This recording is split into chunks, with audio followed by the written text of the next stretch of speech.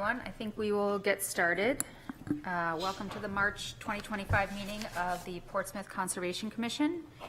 If anyone's looked at the agenda, we do have a very full agenda today, so we do ask applicants to keep their presentations as succinct as possible, and commissioners keep it moving, questions, deliberations, just as succinct as possible, which I think we do a pretty good job at, but just to be mindful of that. We will be voting at 6 on whether or not to continue the meeting or to postpone those items left on the agenda to probably the next month's meeting, but we'll talk about that when 6 o'clock rolls around. First thing on the agenda is the approval of minutes. We have 2 months of minutes to approve. We have the January minutes and the February minutes. Would someone like to make a motion? I guess we probably should do one at a time. So for the January minutes. I can make a motion to approve the January 8th, 2025 meeting minutes. Is there a second? I'll second that. Does anyone have any edits or comments from it? I just won't be voting because I wasn't. Okay. Okay, so all in favor of approving the January minutes? Great. And then same thing for the February minutes. Would someone like to make a motion for those? I'll make a motion that we approve the February 12th meeting minutes. Second? I'll second. I'll just recuse. All in favor? Great. Okay, moving along. Our first wetland conditional use permit application is 185, 187 Wentworth House Road. And if the applicant, because we also have a State Wetland Bureau application for that, dredge and fill, if you could speak to those at the same time, and we will, there'll be separate motions, but we'll vote them together as kind of one item. I'm also going to recuse myself from this. Great, thank you. Good evening, Steve Graham from Aries Engineering, speaking on behalf of our client Sea Level LLC. Also, Jay Johan is here with me from Aries Engineering. So this figure that's shown here is engineering sheet 5 from our CUP application that was submitted January 30th. And we do note that Kate Holmet issued on March 7th a recommendation, but I can certainly walk through what the mission of the project is, if that's helpful. Yeah. Might be useful for me to, oh, I see I have a pointer here. Let's see. Okay. So historically, there was some paint chips during boat repair operations that fell into the soil. And this goes back, the entire area here, the whole site, and then going off to the right, that is the east of this 3-acre property. It's been used for marina and boat storage operations. And it became apparent in about the 2014 era, when the current owner bought the property, that there was a concern with some relatively minor level of the paint chips that contained a substance called PCBs and a little bit of lead as well. So a series of testing programs was underway, and the end result was that the highly impacted, it wasn't that impacted, let's call it medium range PCBs, were removed several hundred yards in an operation that involved loading and disposal off-site at a licensed landfill in about 2017, 2018. But what remained were some less than 50 parts per million, with the cleanup standard being 1 parts per million, that the soil and in sediment in the wetlands still remained. And so in about a year and a half ago, we got a permission from the agency with jurisdiction, the US EPA, to put together a cleanup plan after a final testing program. And let's see here. Just trying to zoom in. Well, Do you need to zoom in? Kate has control over the what's Sorry? being shown. Kate has control over what's being shown on the Yeah, Oh, screen. I'm if you need sorry, me to you're flip doing it, pages Yeah. or zoom All right. in, Fine, whatever's easier. fine. Okay, so you see a longitudinal, a rectangular square box, looking box. It's actually a proposed concrete pad that's 100 by 50 right there. And so that's on top of the PCBs that are up to 50 parts per million, but they're greater than 25. And that's a technique. It's a concrete pad. It's 6 inches thick and has some stone under it. And that's a technique that EPA approves in such situations, which also allows the long-term reestablishment of this part of the marina for boat storage operation. Now, what's historically been under that has been gravel.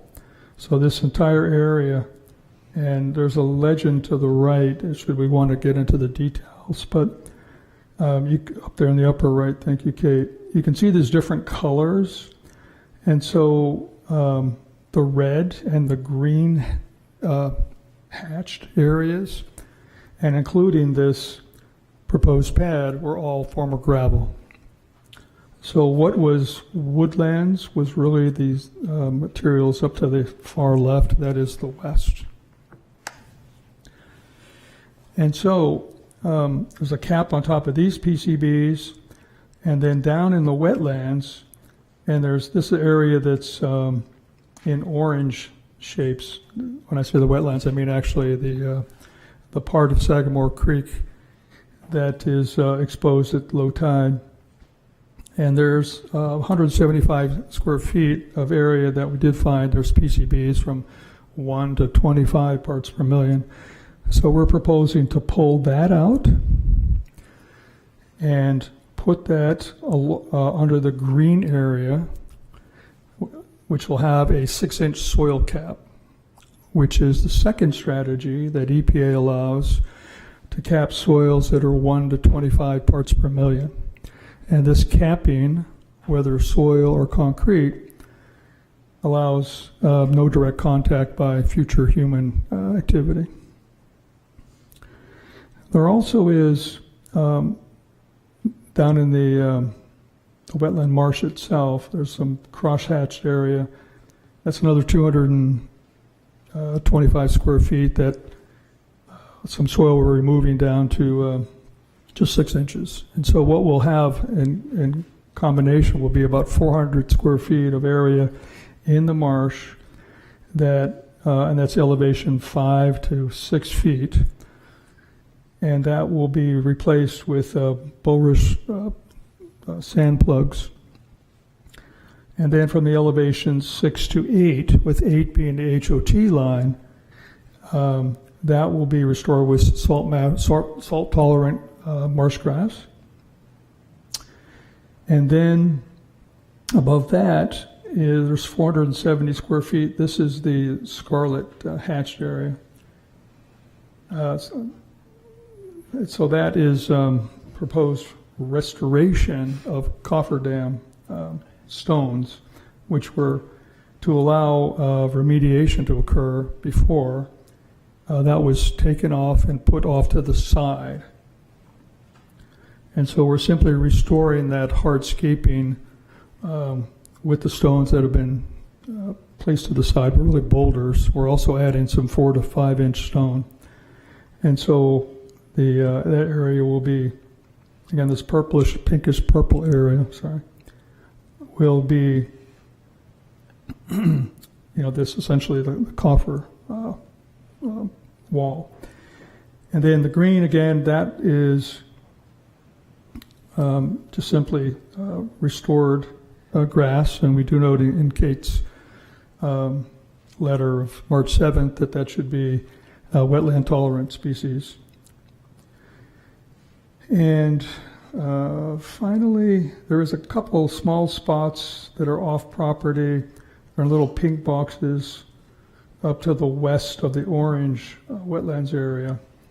And there's actually 2 spots of half a cubic yard that are on the adjacent property owner, who's a co-applicant for the WPA application. And we're just taking those materials and also placing them under the green area. So this is obviously the plan view of what's proposed. And and the area being removed in total from the two spots in the upland soils and in the wetland marsh are only 12 cubic yards. This next, Sorry, it's a pretty big packet, so it keeps freezing. right, I think this is page 63 of, I think it's 256 pages, but anyway. So this shows cross-section through the, showing the new coffer dam area, coffer wall area, sorry, retaining wall. And then the wetland species. So we've had a certified wetland scientist identify what types of revegetation species should be applied in there. And this is a cross-section actually throughout from the top of the slope and actually beyond down into the wetlands. And it does show where the different revegetative species will go or other future features.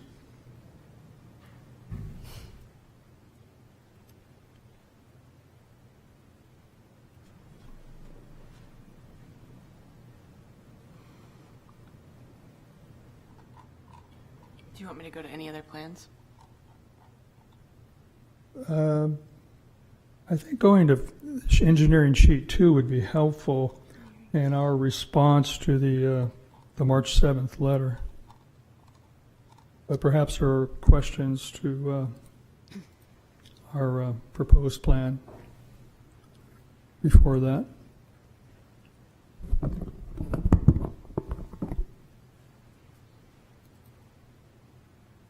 The sheet shows the entire site. It's loading very slowly. Sorry. Do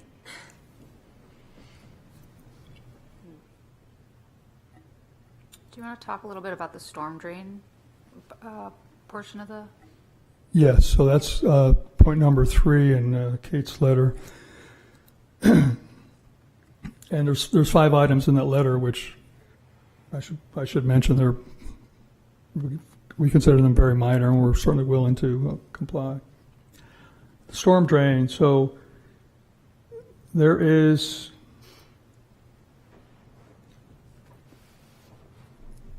I'm just going to try to pull it up on the website instead, but feel free to keep talking. Okay. Sorry. No problem. So there's a 15-inch storm drain that discharges into this wetland area currently. And what's been stated or requested in the March 7th letter was that the owner coordinate with DOT and perform stormwater calculations and so on. In our proposal, we would like to essentially seal off concrete off that pipe. Because what will happen is there'll be significant scouring of the wetland we're about to restore. And there'll be more scour than there has been for a number of years because there was a back on, and that's why this figure is helpful. As you look to the left, that is west, that's where Sagamore Avenue is. So there's been some stormwater, increased stormwater from that, and also the city rejetted this stormwater pipe, this 15-inch line. And so there's increased flow from that at peak flow periods, which again we feel will scour not only the wetlands out, but will undermine the proposed retaining wall. We note that this pipeline, which crosses the owner's line, does not have a legal easement. And it was suggested actually in a written communication, on December 13th to Peter Rice, the DPW director, during the course of a 3-inch, I believe it was a 3-inch forced sewer pipe being restored down towards the southeast corner of the property, that drainage that's coming from this pipe would be better routed on the south side of this Wentworth Road and would tie into an existing minimum, it's a minimum 36-inch drainage pipe that goes under the owner's property and discharges into Sagamore Creek. And that was also mentioned to Mr. Zach Cronin, the assistant city engineer at the time. The applicant Sea Level feels it's willing to assist the city and the DOT as best it can, and in fact it gave an easement to the DOT to allow the septic drainage pipe work to proceed, and also allowed the contractor to park his equipment on the property. But in the matter of where should this stormwater go, it is felt that there's already a practical solution that's been mentioned and is not the owner's responsibility, but the city's responsibility.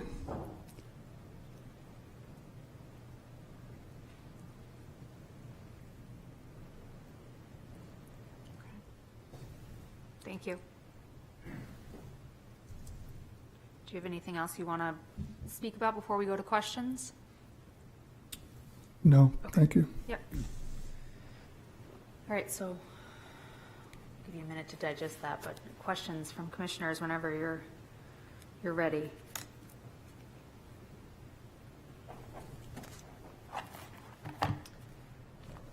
So I guess just to kind of continue that conversation about the stormwater pipe, you can see the city has, a specific recommendation for you, that point number 3 in their memo.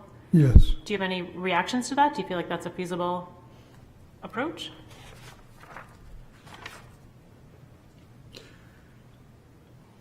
Well, the owner doesn't feel it's its responsibility to solve the up-gradient stormwater problem.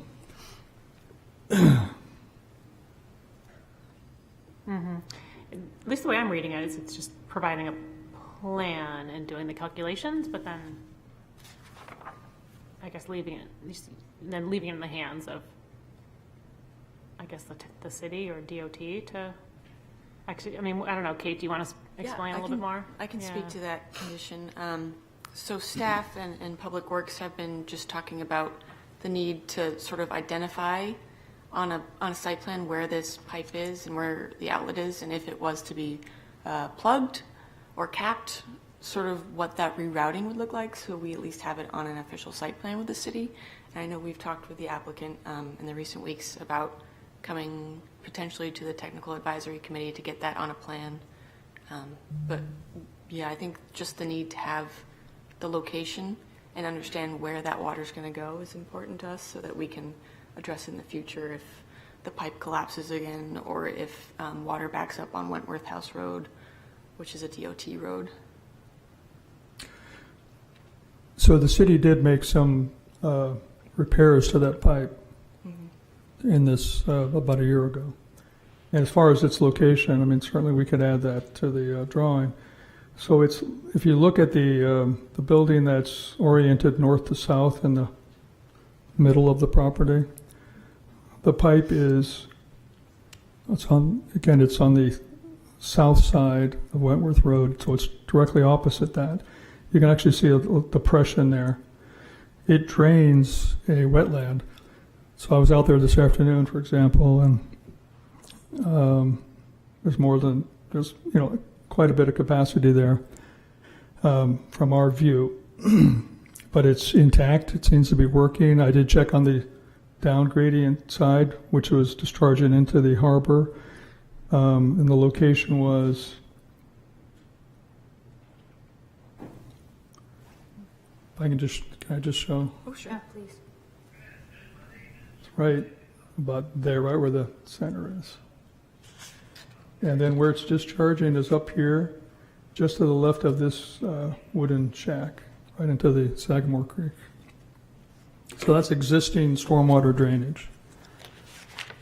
And so we're just suggesting that along the south, doesn't have a drainage swale now along the south part of this road, but one could be installed, and that would accommodate and direct in a very practical, relatively low-cost fashion, in our opinion, down to this discharge pipe. There need to be some minor accommodation of flow, but that would be a much superior approach to the problem, and also allow us to seal up this current discharge pipe, which is going to have that scouring effect.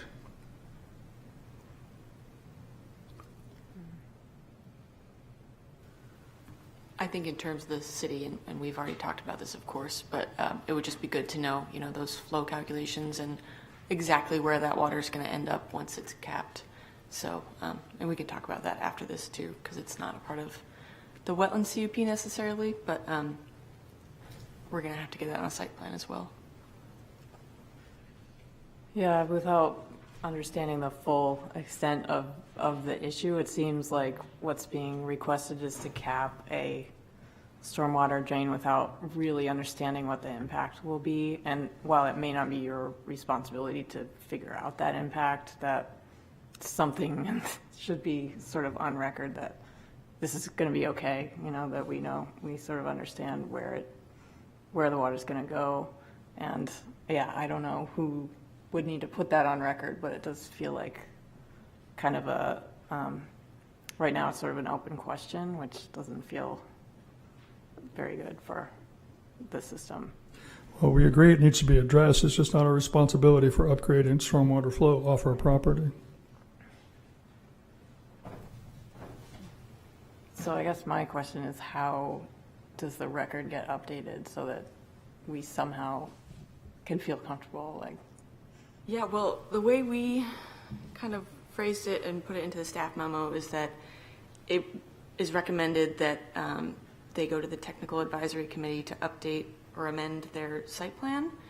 And that should happen before, if this gets recommended approval to the planning board, that process should happen before the wetland CUP continues to planning board. So that planning board would ultimately have everything in front of them to be able to make that determination. We wouldn't necessarily get it, but if that's something that you would like to see, maybe that can be considered coming back. But that's just how we've phrased it in the memo. Would we potentially see another application if the rerouting occurs? Like we're talking? Only if there's ground disturbance, I would think.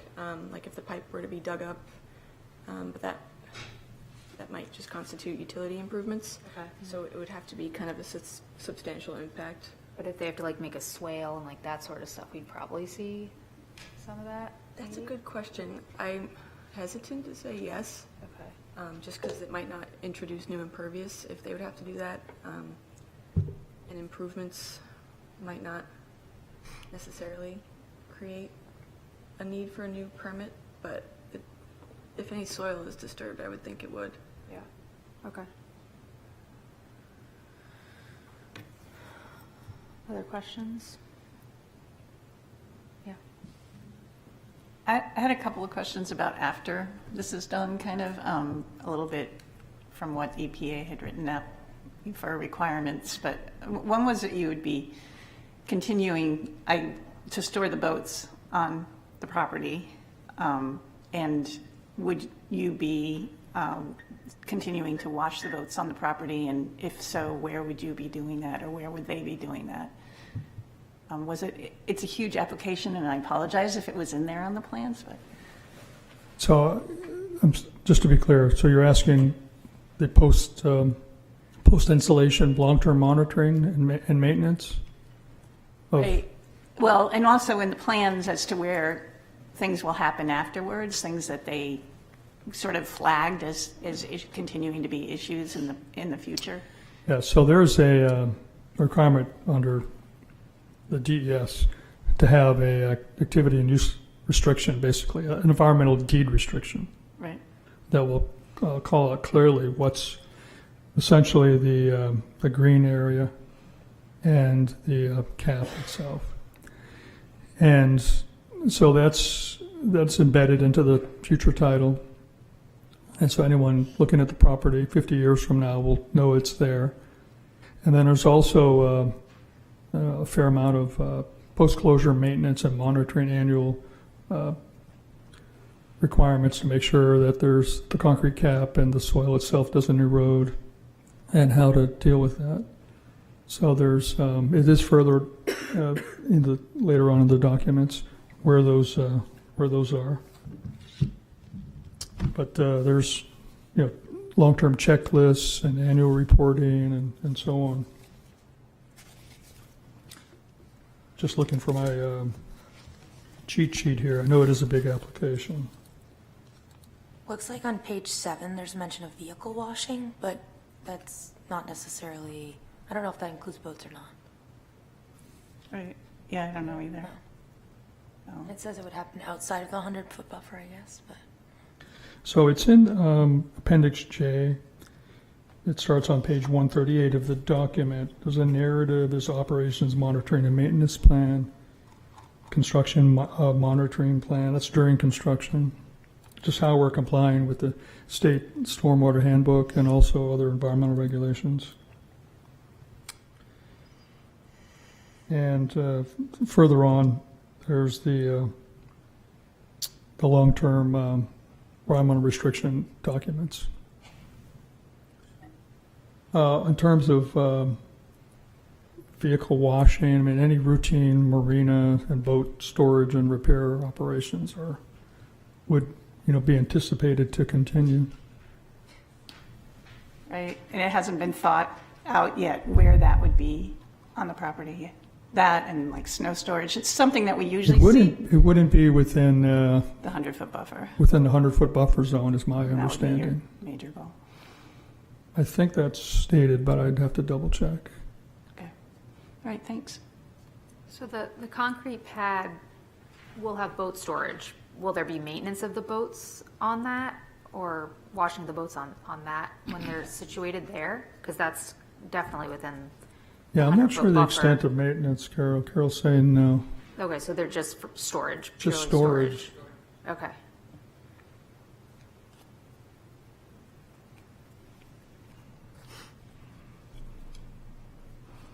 Can you speak to runoff coming off that cap? There's like a filter or something. I know there's Yes. kind of a drip edge or some sort of thing. We actually have an underground, if we can go back, Kate, to that sheet 5, about 4 or 5 down from this. I'll show you the location. It's a standard Storm Tech type. There it is off to the left, the northwest. There it is, thanks. The northwest part of the pad.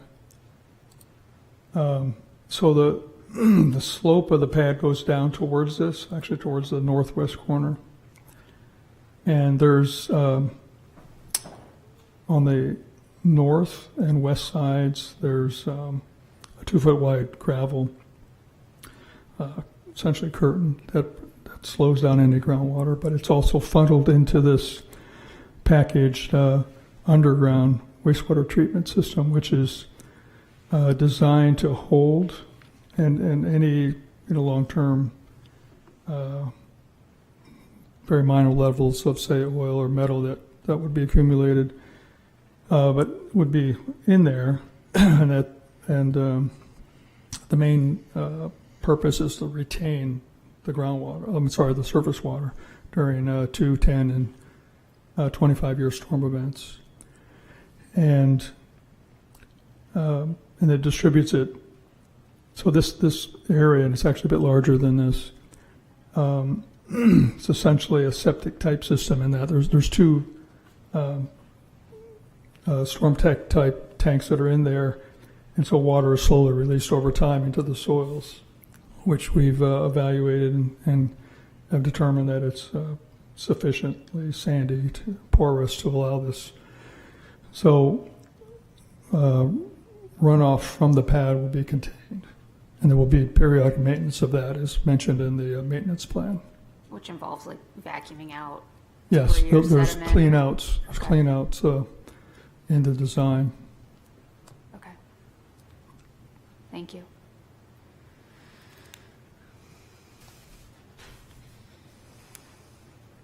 Any other questions? you figure out where the grass line swale is on the plans?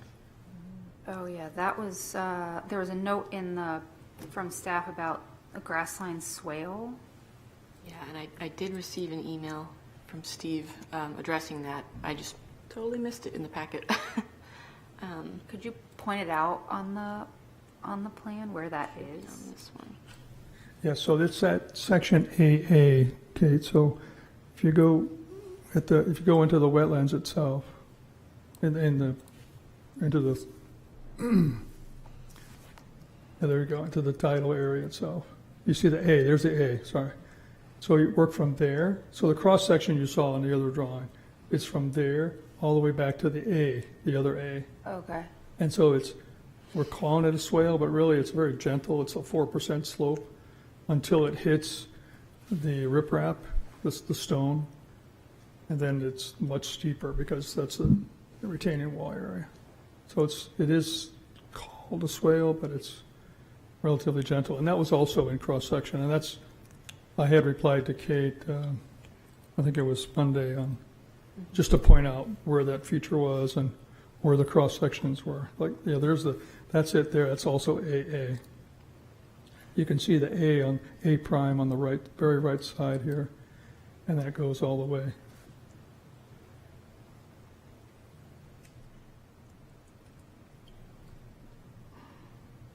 Goes all the way across the marsh.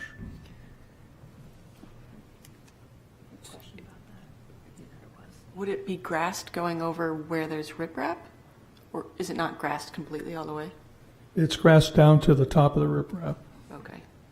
and it's all stone.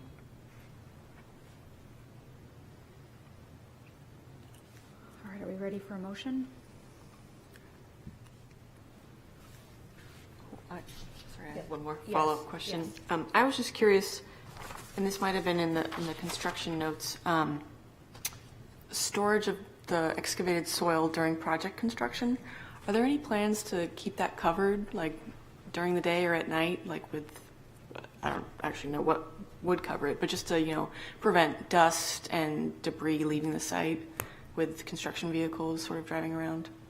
Definitely.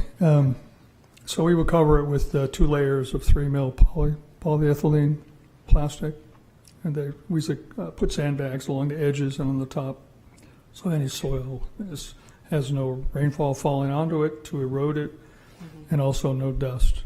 It's our standard construction practice. I believe that's stated somewhere in the document. But I would note that this removal of 12 cubic yards is about a half a day work to reach into and grab this material to bring it up on soil. So it's about a 2 or 3 day job at most. Oh. So it's very quick. Okay. Thanks.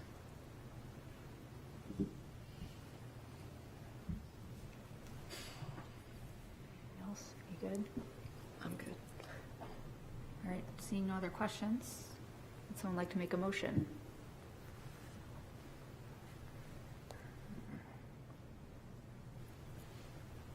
And motions, we can, change them, redact them, so it's not like, you're making the final decision for everybody. I can start it. Yeah.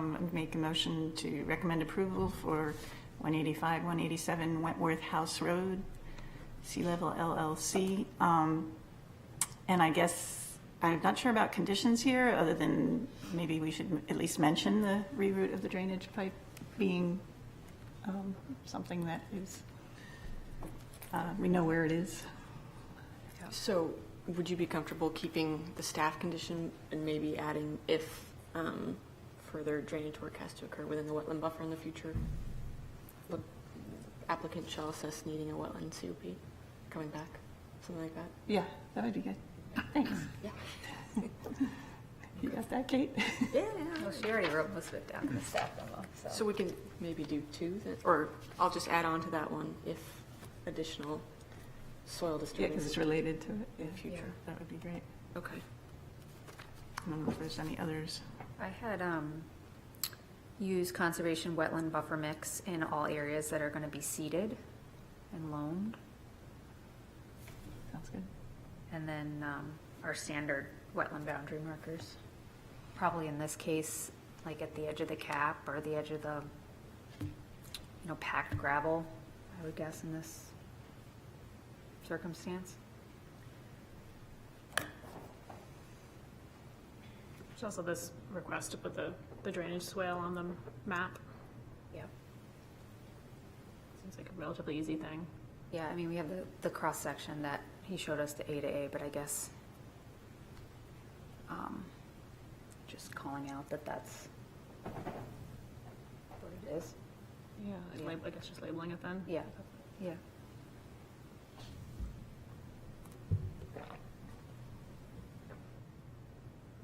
Any other stipulations or conditions that people feel like they'd like to get on there?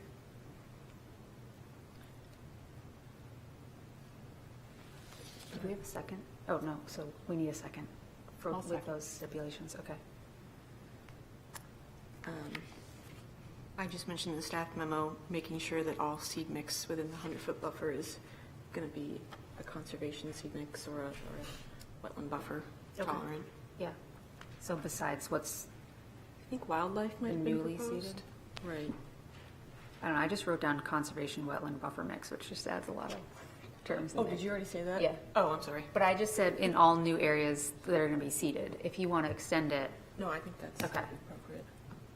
Sorry. it's okay, you were busy writing down a different one.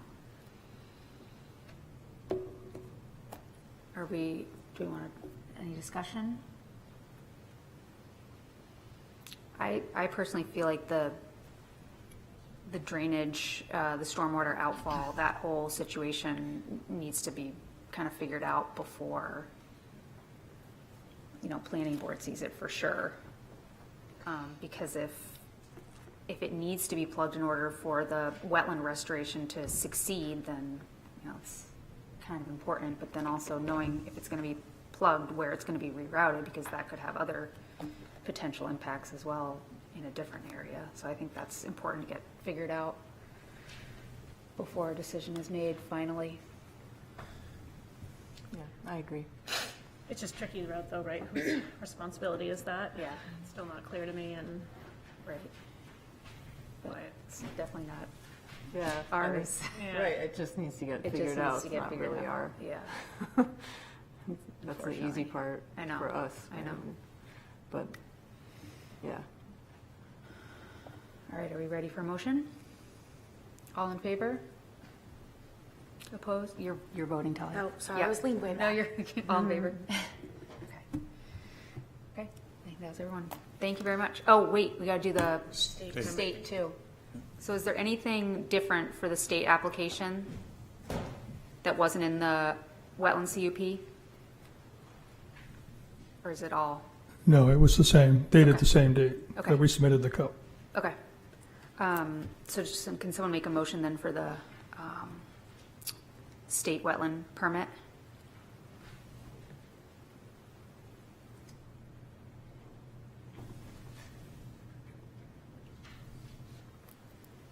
Okay, I'll make a motion for approval for 185, 187 Wentworth House Road State Wetland Permit with the same Conditions? Okay. So do we have a second? Second. Any further discussion?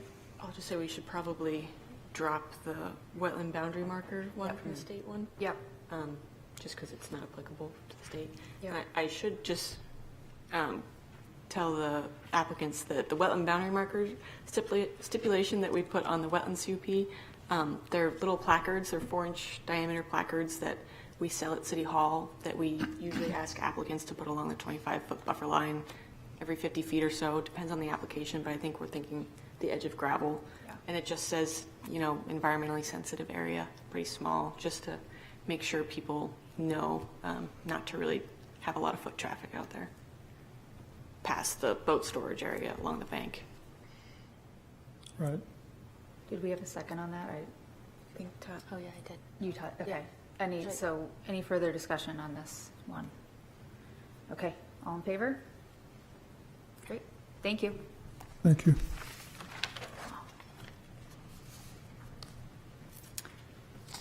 Okay, next on the agenda, we have 56 Ridges Court.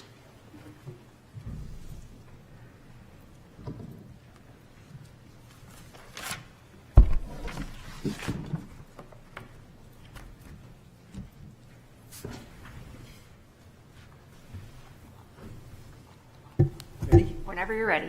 Thank you, Madam Chair, members of the board. My name is Tim Phoenix. I'm an attorney at Hopeful Phoenix, Gormley and Roberts at 127 Parrott Avenue here in Portsmouth. I'm here tonight with and on behalf of Mike and Annie Rainboth, who are in the first row behind me, and also you've also dealt with Eric Weinreb, who's also next to them from Altus Engineering, who has done the submissions. I've been a bit in the background on this project. I've been working with Mike and Annie and Eric since they purchased the property some months ago. Have been involved with their intended redevelopment of the property, but have not been before you. I think this is the second meeting before you. What we're seeking here today is the Conservation Commission's recommendation for approval to the Planning Board. As I said, this has been through a couple of iterations thus far, with submissions, comments from the staff in their memo, updated submissions and updated memos.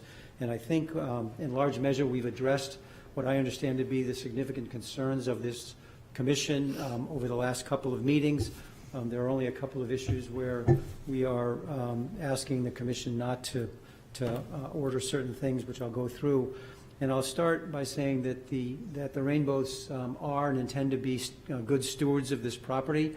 They recognize its location near and partly on a wetland, and they intend through this process and through the recommendations they've made to this board and to the planning board to continue to be good stewards with the understanding, and it can't be lost, that one of the reasons they purchased this property was because of its location and that what I consider to be a beautiful lawn out back, recognizing that part of that lawn is wetland and part of that lawn is in the buffer. But that's one of the things that attracted them to the property, particularly since it's fairly consistent with the properties on either side, which also have lawns going down into or towards the wetland, to the area where I call this, the scrub portion of the wetland that's all grown over. So that's the main thing that they're trying to preserve here. So to do that, I'll just go through briefly the history. Kate, that's existing conditions. Good. Perfect. Thanks. So what we have here is the existing conditions from the Altus plans.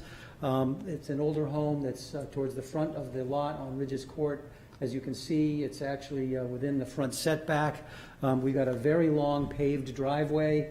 It's outlined in red, to a fairly large garage and a shed that are towards the back of the upland area that are very close to the buffer line and therefore to the wetlands. So today, cars can drive up there, park on it, and anything that's on those cars, oils, et cetera, that get washed off, or things that are kept in the garage and what have you, are certainly, I'm not saying they're going into the wetland or the buffer, but they certainly are close, and the possibility is there. Presently, there's no, to my knowledge, no stormwater management plan. There's no limitation on using fertilizers in the wetland or the buffer. And as I mentioned, other lots next door, the Vandermarks next door, I don't know how they treat their lawn, but it goes essentially up to this wetland area that I've identified earlier. The same with the people on the other side, including the Goodlanders, who are on the main road, but they've gotten a CUP because they were doing some development. It's not quite as close, but it's there. I'd also say that I represented the Foy family, who bought and have redeveloped in part the property across the street. Their property also goes down to the water, their lawn. They did get a CUP that I don't remember if I was actively or peripherally involved, but there has been recognition of all of their attempt at stewardships under the present circumstances that have been that way for many, many years. So if you can go to I don't know if you have the next plan, Kate, is the first iteration. So here's the first iteration, I think. And basically what we have here, this was submitted on January 29th. The shed and garage are removed. The garage has been placed at the front of the property with a short driveway leading to it. So all of the driveway that is behind the proposed addition and leading to the back is gone. The garage is gone. The shed is gone. We've added a stormwater plan. The new shed is planned to be up. As you know, this is 3 lots, and I'll talk in a moment about the merger issue, but the shed is being moved on the middle lot, so to speak, farther from the resource than presently exists. And at that time of the initial submission, we had proposed merging lots 63, the main lot, and 68 and 69, the back lots that I think you know are fronting, if you will, on a paper street, part of which is in the wetland. I'd also point out, and you've probably read it, that Joe Noel submitted a letter dated January 22nd. Joe is a wetland scientist and soil scientist. His letter is self-explanatory, but basically it summarizes saying that no functions and values assessment was done because it wasn't required. It's a fairly small wetland size, about an acre. It's already disturbed, so vegetation is not diverse, and I'm reading from it in part. The wet meadow is still of importance due to the nearby downstream tidal wetlands system, which we recognize. And then Joe notes that the driveway is reduced, the garages are relocated, the sheds relocated, and that plantings are discussed along with the consolidation of those lots. Eric and the Rainbows were before this board previously, and there was a staff memo issued that addressed some of the requirements, and some of the concerns and recommendations.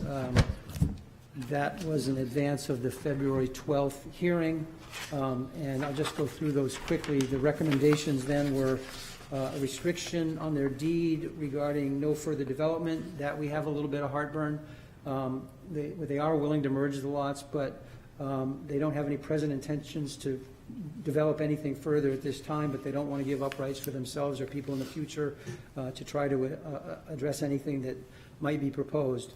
But they are again willing to merge the lots. The second comment was that was to merge the lots, which I've just addressed.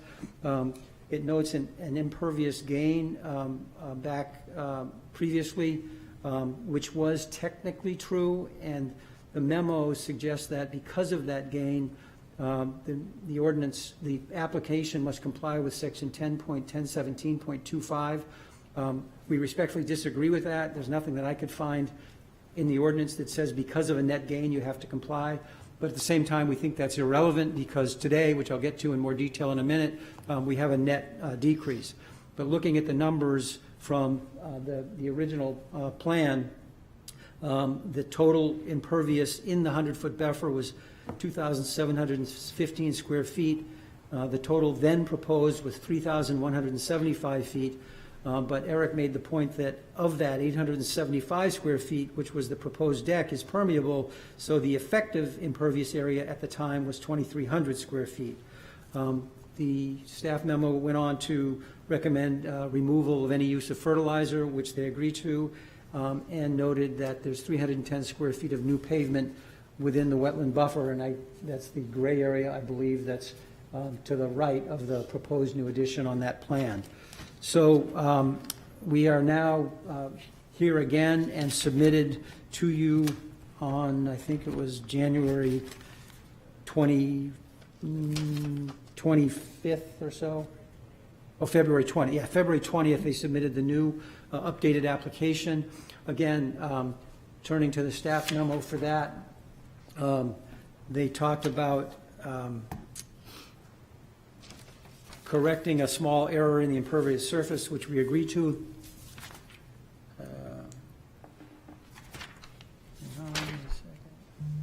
They talked about if the lots were going to be separated, remove the notes relating to merger. They are, again, willing to merge the lots, conditioned upon a recommendation that they can live with. They wanted the recommendation was to discontinue mowing. Actually, that is in items 3 and 4 of the memo. That is the issue that we have some heartburn with.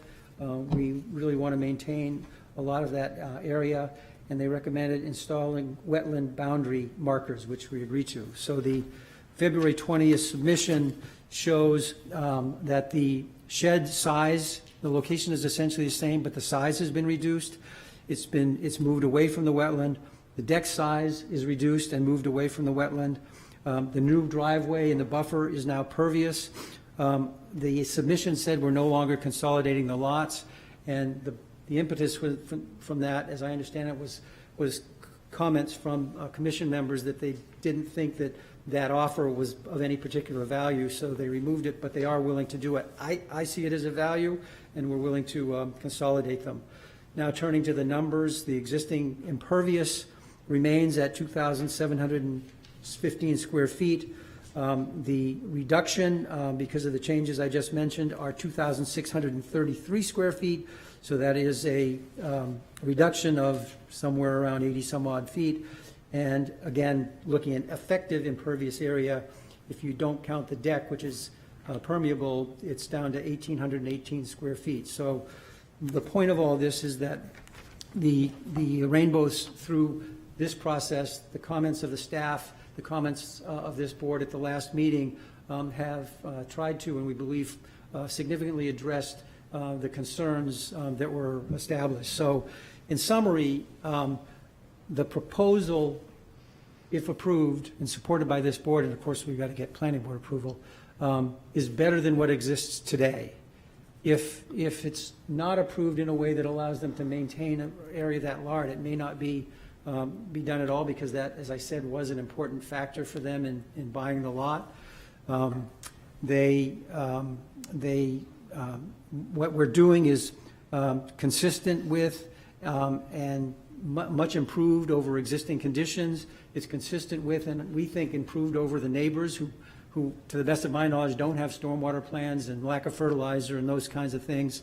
We are willing to merge the lots.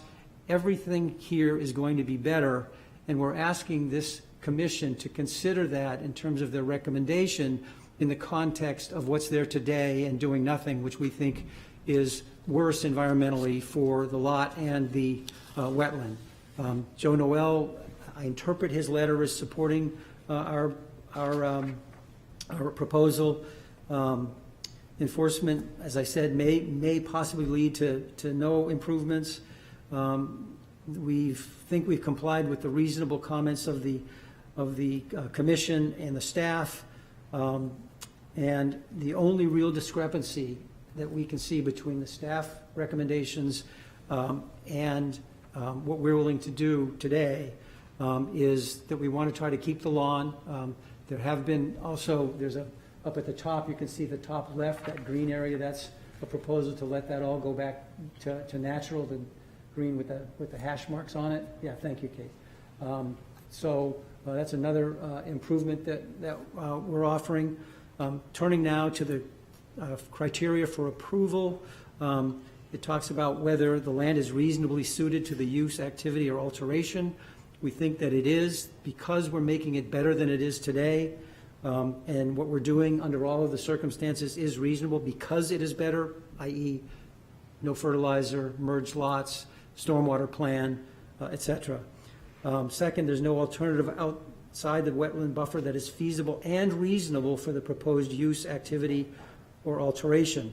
I looked up feasible, and feasible, I looked in a couple of dictionaries. It means practicable, logical, and reasonable. So we think that what we're doing here, which will allow us to continue to use that lawn, albeit without fertilizers, is reasonable in light of the restrictions we agree with and think are important restrictions.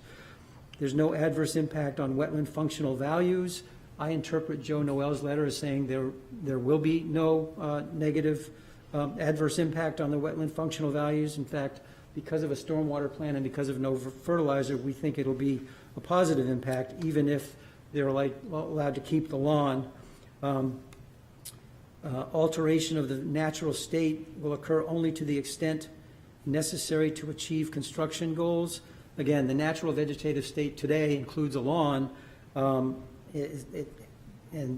obviously if left alone it would grow into something else, but we think where everything we're doing improves the overall environmental protections of the lot, that our alterations are only improving. The proposal is the alternative with the least adverse impact to the areas and the environments. Again, we're asking you to compare that to what's going on there today, and we think that it is. And then it talks about the vegetated buffer strip returned to a natural state for the same reason as the lawn. If the wetland area is allowed to return and the 25-foot buffer is returned to a natural state, they will have no lawn out back because it, as I understand it, will go right up to the existing pavement driveway, and that's what they really want to avoid. I don't know if I've missed anything, but the summary is that we think and we hope that we've addressed the primary concerns of this board. We've tried very hard to do that while maintaining, you know, one of the purposes that they bought the lot, which was to have that nice yard area out back. I'm available, we're all available for questions. If it's technical, I'm going to have to turn it over. Great, thank you. Sure. Okay, questions from the commissioners?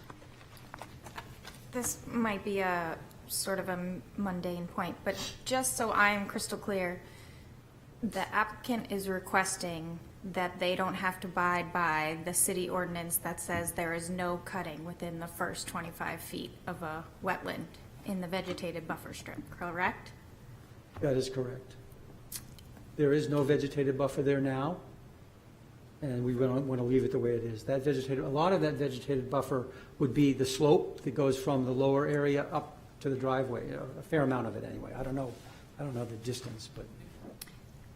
But also, I would offer, if this project were to move forward and you remove the driveway and the garage and all of those things that you've talked about moving to decrease the impervious area, you are gaining a lawn area there, which is outside the 20-foot buffer. So I'm a little confused about why you will have no lawn if you open up all of that space. So we will be, Eric Weinrub with Altus, and answer your first question, is we will be abiding by, we're not cutting in the 25-foot cut buffer because there is nothing to cut there. It's lawn. So we are abiding by that ordinance. And so there is nothing to cut. But you'll be cutting the lawn. We will continue to cut the lawn, but we're not cutting any trees in that buffer area. Yes, we are increasing some lawn area there. We're creating a flat area. We're maintaining the tree that one tree that is in that 25-foot no-cut buffer, but we are creating a small flat area where it's a driveway now. It's a parking lot. So we are creating a little bit of flat area. The area where the no-cut is a little bit of a slope. But to answer your question, which is fair, I misstated. What I was talking about was the area that would be returned to a uncut state in that main lawn. That would all be gone if we maintain it. I didn't consider the area in the back where the driveway was.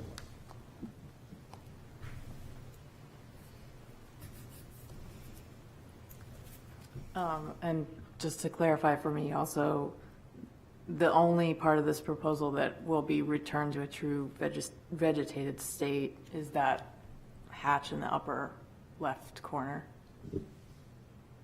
Correct. Let's stand up here.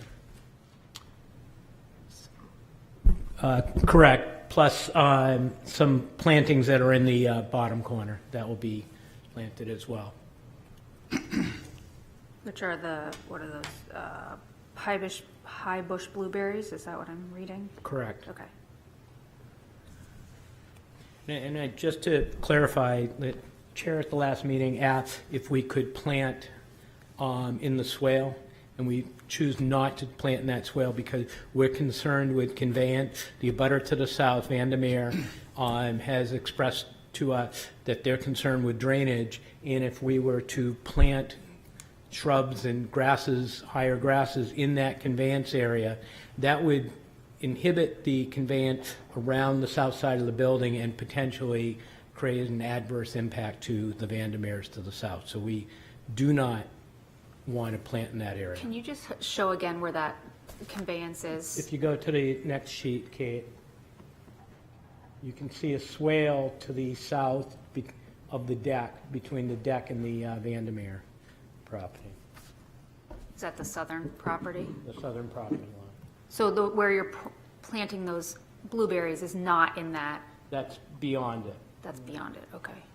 So this is the swale area here, and then it flattens out, and so that area is beyond the Vandermeer house because this is the back of their property here.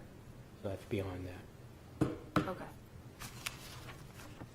So just to clarify too, so then it just, when it flattens out, it's just going to infiltrate, it's not going to actually make it to the wetland?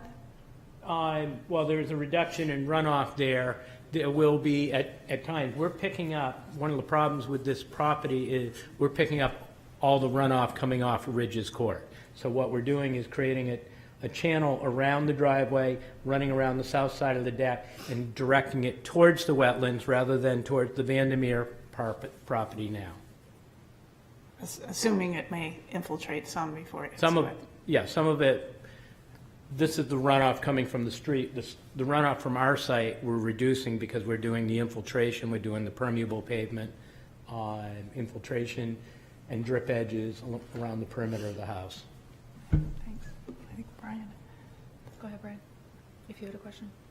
So I'm thinking about the size of the lawn and relative to our questions and ensuing discussion, I'm thinking about other situations where there were substantially smaller lawns and the applicants worked to address and we came to a compromise on very small lawns.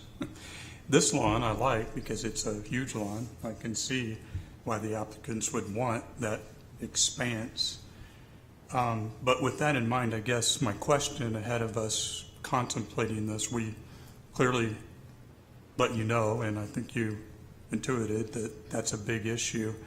So when you've taken this back and you've discussed it, the applicant, it's an all or nothing, it's binary.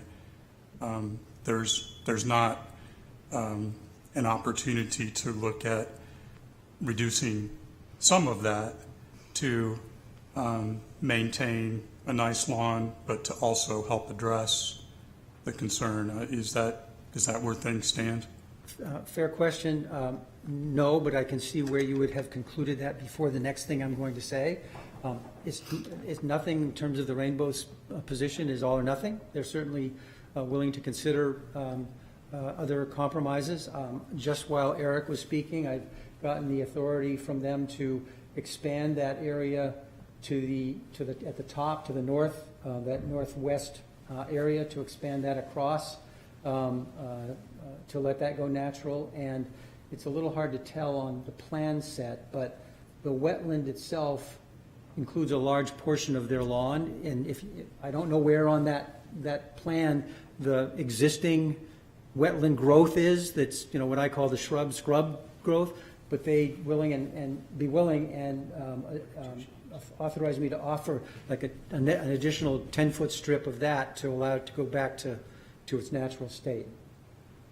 Okay, that's helpful to know. Yeah. Thank you. Kate, if you could go back to C2, that shows the property line, and it also shows right along the property line, the edge of the maintained lawn. Actually, C1 would show it even better. So you can see that the lawn actually extends beyond the property line.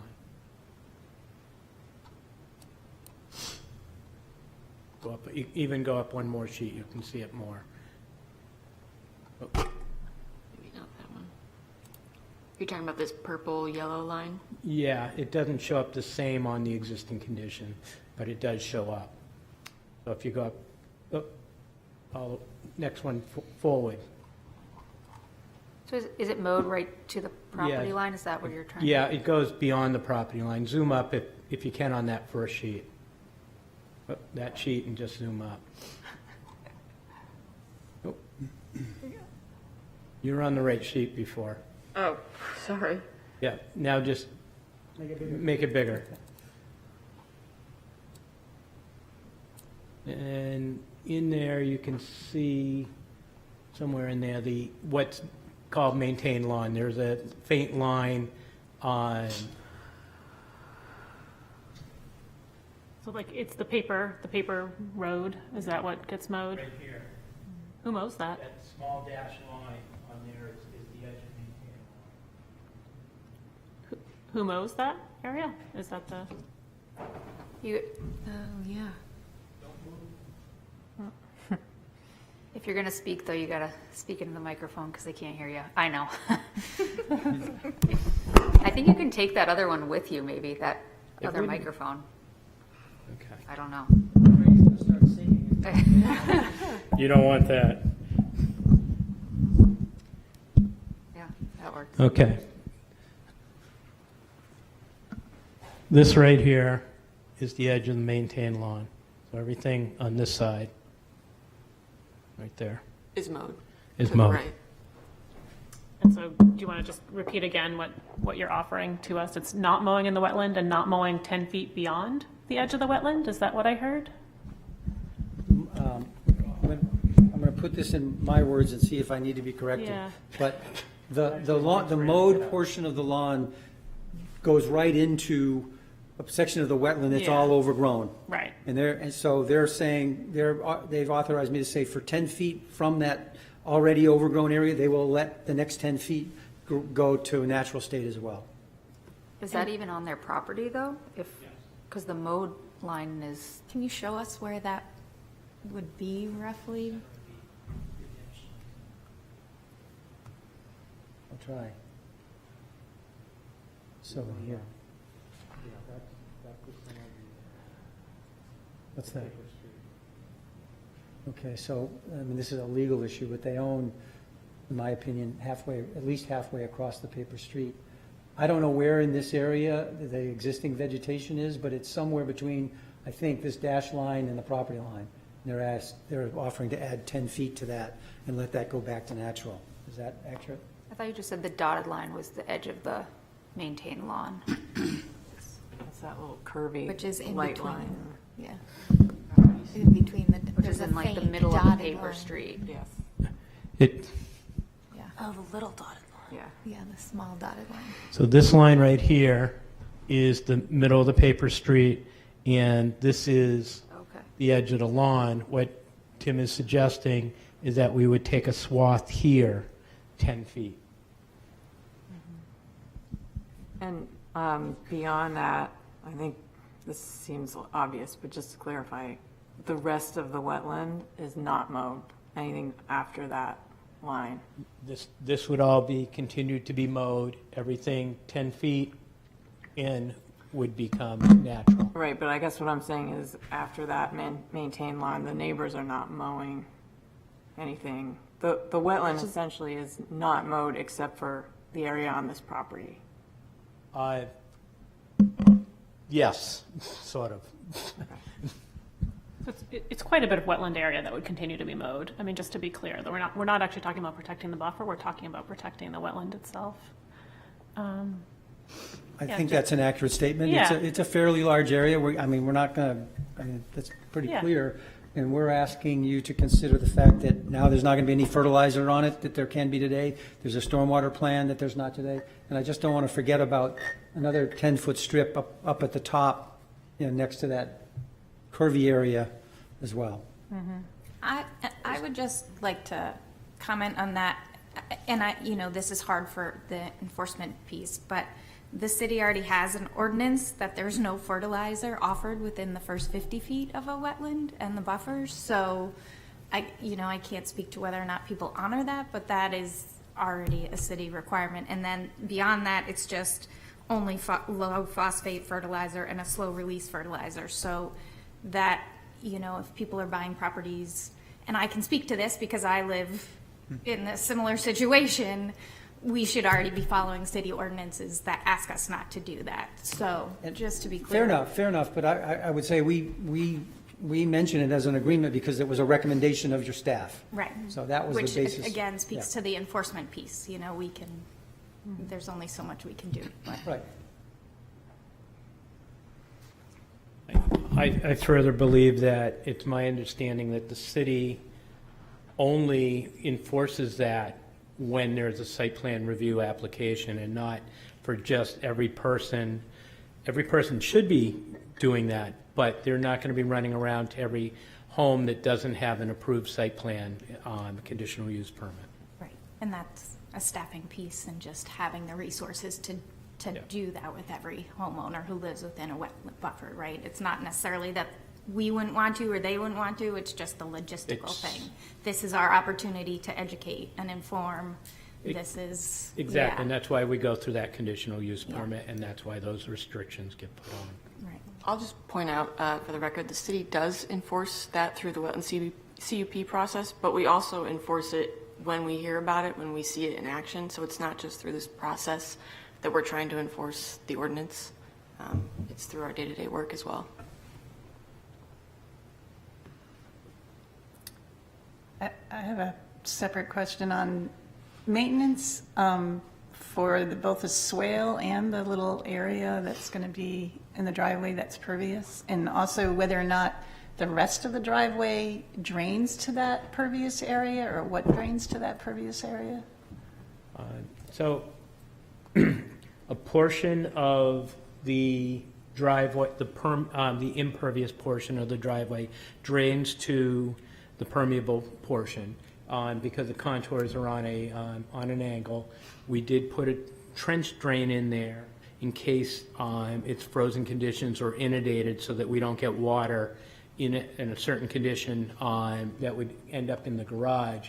But portion of the impervious surface drains to that permeable section. And DES recognizes that you're allowed to put 4 square feet of impervious pavement directed toward permeable pavement. So we have adequate area to treat and infiltrate the areas that's directed to. And then the maintenance, did you guys have that included in here? That's in the package, is maintenance on the swale, the infiltration area, and the permeable pavement, as well as, I believe, the drip edge. Okay, thank you. It's like in one of the plans, right? Yeah. Right. Were you speaking just for the driveway? Do we know? The runoff for the rest of the house, is that gutters? It's probably in there, I just. Yeah. So if you go to the grading plan, Kate, I can just walk everyone through it a little bit. So that's good. The north side of the house has gutters now, and it has pavement on that north side. We're removing the pavement. We're keeping gutters there because it's an old foundation. We're concerned that if we put drip edge on that side, there's a good chance that water would all infiltrate in the basement, would be creating other problems. Similar on the south side of the existing house. Those portions of the gutters that are being picked up are being diverted into a stone infiltration basin that's under the deck. So that deck, water goes through it, goes into the stone infiltration basin. The portions of the roof that are not directed to that are directed through roof drains and gutters go into the infiltration basin. The rest of it is stone drip edge. Okay, thank you.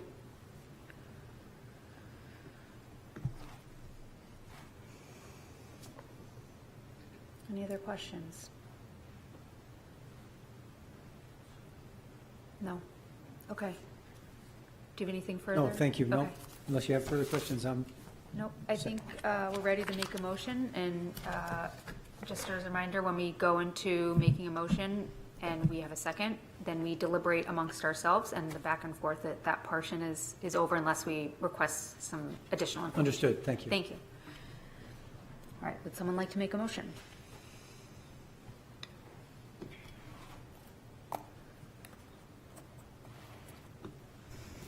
It can just be for discussion purposes. And it can be changed.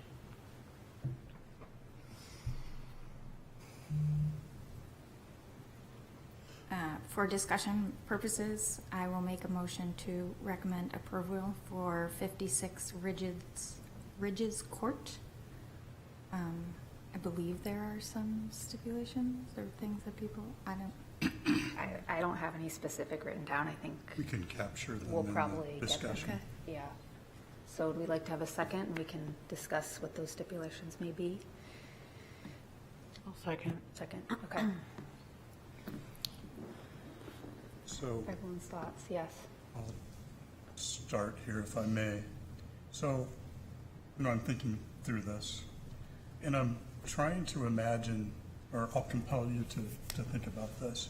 If this were a brand-new application in a wetland area where there weren't these established conditions and established conditions in the neighbors next, and two structures in the wetland buffer, a request to not mow any of the areas that should be, we would think that was egregious.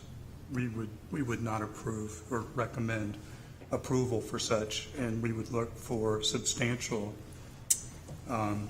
changes to meet that.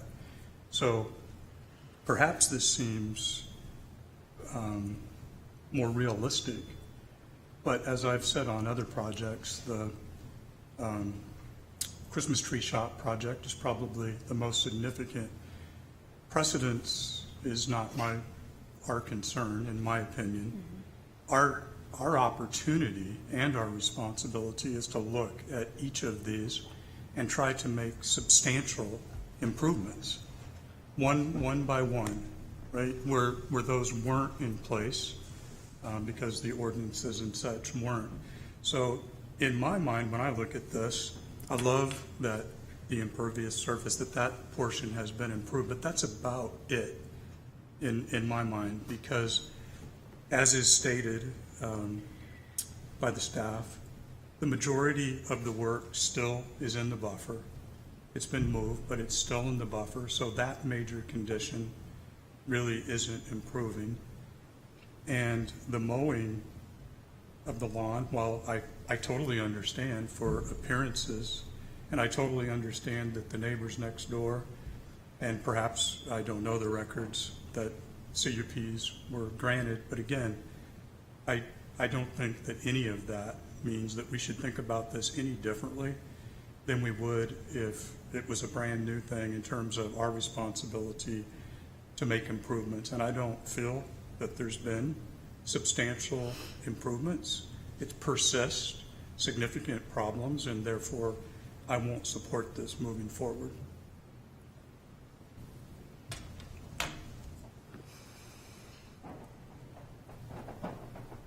Well, I'll say that I agree with a lot of what you've said, and in my time on this commission, the applications that tend to pass when there are issues like this are ones that there is, I would say, more of an effort to kind of meet in the middle of between what's required and what maybe is an existing condition that's problematic, or, something that is being proposed that's sort of outside of what the ordinance says. So, and I don't feel, while some effort has been made here to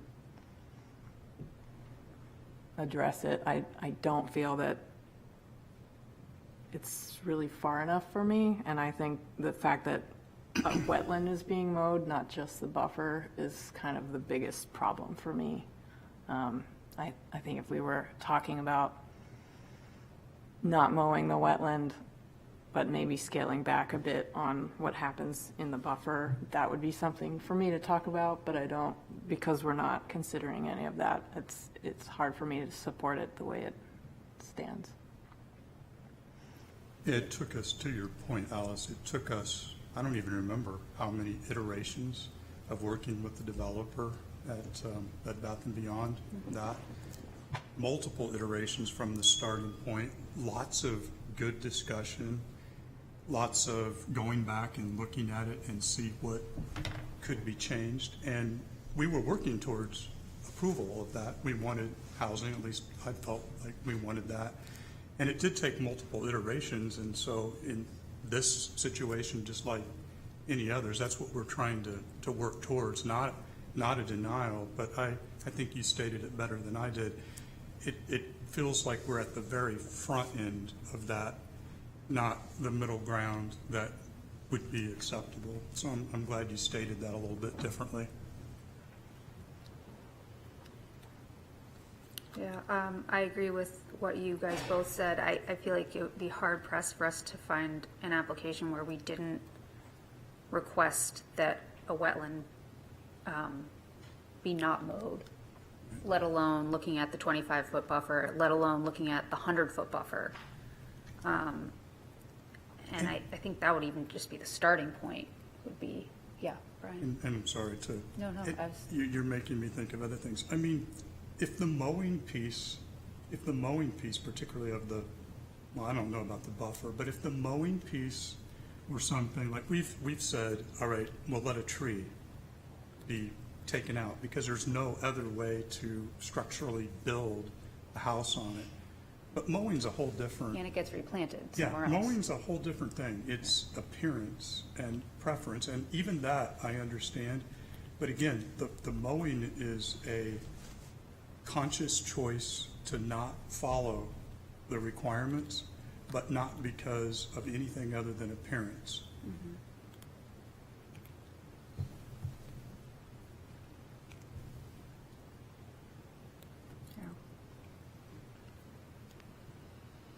I think it's interesting that we're spending this much time talking about the lawn when, you know, the house is really the much bigger impact on the property. I mean, I just sort of, just to kind of acknowledge it, that we sort of, I guess, have kind of decided that the house itself is, you know, a reasonable place to build a much bigger structure. And I know they're kind of like repurposing, you know, the driveway in terms of the overall impervious area, but, you know, there is a big piece of construction happening in the buffer here with this project. And what happens with the lawn, to some extent, is like almost a smaller impact. So it does feel like a hard thing to kind of let go of. I Well, get it's almost that. like we're already conceding the house, and now we're just trying to Right. focus on, you know, kind of meeting them in the middle by trying to get, you know, more vegetation in there. That is, in my view, and thank you, Lynn, that is my view. I'm glad that it was pulled back some, and I don't know that we've consciously had, I can't remember the last meeting if we had discussion, but I don't love it, but I can look at it and say, okay, I get that to build your dream house on this property, which we want residents to be able to do, you know, you have to continue to build in the buffer. I don't love it, but I didn't see alternatives that, you know, would immediately allow for that. And so, yeah, and then we want to continue to mow because we love the appearance. It's just too much. I guess one question I probably should have asked the homeowners is just the value of that lawn area. You know, like there's different ways to kind of manage a mowed area. You know, mowing once a year or twice a year is oftentimes Right. done with kind of meadows. So if it's really about maintaining the view, there's probably ways to do that, but still allow for some longer vegetation that protects nesting birds during certain seasons and, you know, provides some of the other values that we want to see. I guess that would be something to, I don't know, you know, mow twice a year, but not every week, you know, or something. Yeah, I mean, it sounds like it was being fertilized, which to me would indicate, you know, wanting the shorter Right. look grass, but, I mean, again, these are those new are things that owners, can be, Yeah. you know, should we want to move forward with this, and, you know, I think there are opportunities to see something potentially go through, but I don't believe we're there yet with this iteration. I know I'm out of order, but could I interrupt? Give us a second, okay? Let me Please, just see if yes. we're, do you want to hear what they, Yeah, I mean, whether that would is it be- regarding this specific question? Yeah, whether they're sort of like not mowing in the wetland and only mowing, you know, once or twice a year in the 25-foot buffer or something like that. Like it's If you'd like maintained as to a managed keep it to meadow that or that something point, like please that. just introduce yourself. Yeah. Okay. I I'm just- Mike yeah. Rainboth, co-owner with my wife Annie, and we would agree not to mow the wetland and only mow twice a year the buffer, 25-foot buffer that's, you can see with the red dotted line on there. You know, we would hate to see this whole thing fall apart. We are at a point where we've invested a lot of time and money and heart and soul into this project, and I'd hate to see the whole thing just go away, and then we would probably end up selling the property, to be honest with you, and then the next people would just leave the wetlands the way it is probably.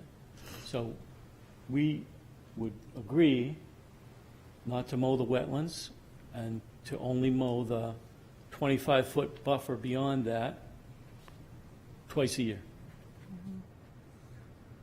It's helpful. Thank you. Thank you. Thank you. So, just one other, by focusing on the mowing, I guess I did sort of take that we were in concurrence on, or a degree of concurrence on the building, but that wasn't my intent. So I think we should chat about that for a moment on whether that is how we feel, that everything that could be done relative to the building in the buffer is sufficient and it is the mowing, or if we've jumped to the mowing prematurely and there's still concerns and opportunities in an iteration to make some further mods. And I'm not advocating either, and I do appreciate the party's willingness to continue to work with us on the lawn, for sure. Yeah, I remember from the first, I think it was the first meeting we had, that the reason that this had to be, the proposed addition had to be configured this way was based kind of off of like the interior of the existing home and how it would Right. most make sense. And I just kind of took that as it was. So I don't know if there's any other iterations really for the structure. And there's no new impervious with regards to the structure in the 100-foot buffer, right?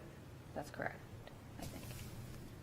So, We assume that the deck is pervious, I guess, is. right. It is still counted against impervious in the calculations. It's just verbally talked about as permeable, even though we count it as impervious. So the 814 square feet of the deck is counted in the impervious surface calculations. Still maintaining a 0 increase. 62 square foot reduction. I think it says 80 something, but in the application, but there was a calculation error. And that's including the deck as impervious. Right. Okay. Right. Because the deck was shrunk, the shed was shrunk in size, moved further, and then that portion of the driveway was made permeable, which had a significant impact the other way, which offset the numbers. Yeah. I was hoping just to sort of make a point about the alternative building, and I think that makes sense that we consider things like it's more convenient, or it's doable. It's more easily done to connect, the inside to the addition in some, what am I trying to say? Some variation, but I always think it's important to point out the criteria that we have. Mm-hmm. And one of the really strong criteria that we have that we maybe don't always interpret to the T per se is finding the alternative with the least impact. And we've talked about this before, but a lot of times projects come before us that have setbacks or different types of constraints that they could go seek a variance for if they really wanted to. But I think that's something that we don't always consider, is that something like this could be pushed further up or further to the side to get further away from that buffer, but it would just lead the applicant to perhaps have more hardship going to a different board, but it would in turn make us uphold our criteria more strongly. Are you speaking to their particular setbacks on this lot in particular, or just like in general? In general, and I think you can see that the front setback is maybe this blue line, could be pushed further up towards the front setback, and it has a few feet to the side. Not that would get it further from the wetland, but just something to consider is that, like the different variations and alternatives that are possible, it's nice to see multiple versions and sort of pick what we determine to be the least impact. That's a good point. I kind of feel a little bit like, too, we need to compare it with what we started with. So it's definitely the alternative from what we started with is a lot better. And moving it, the driveway back and then the little changes with the shed after your first application. It was an improvement.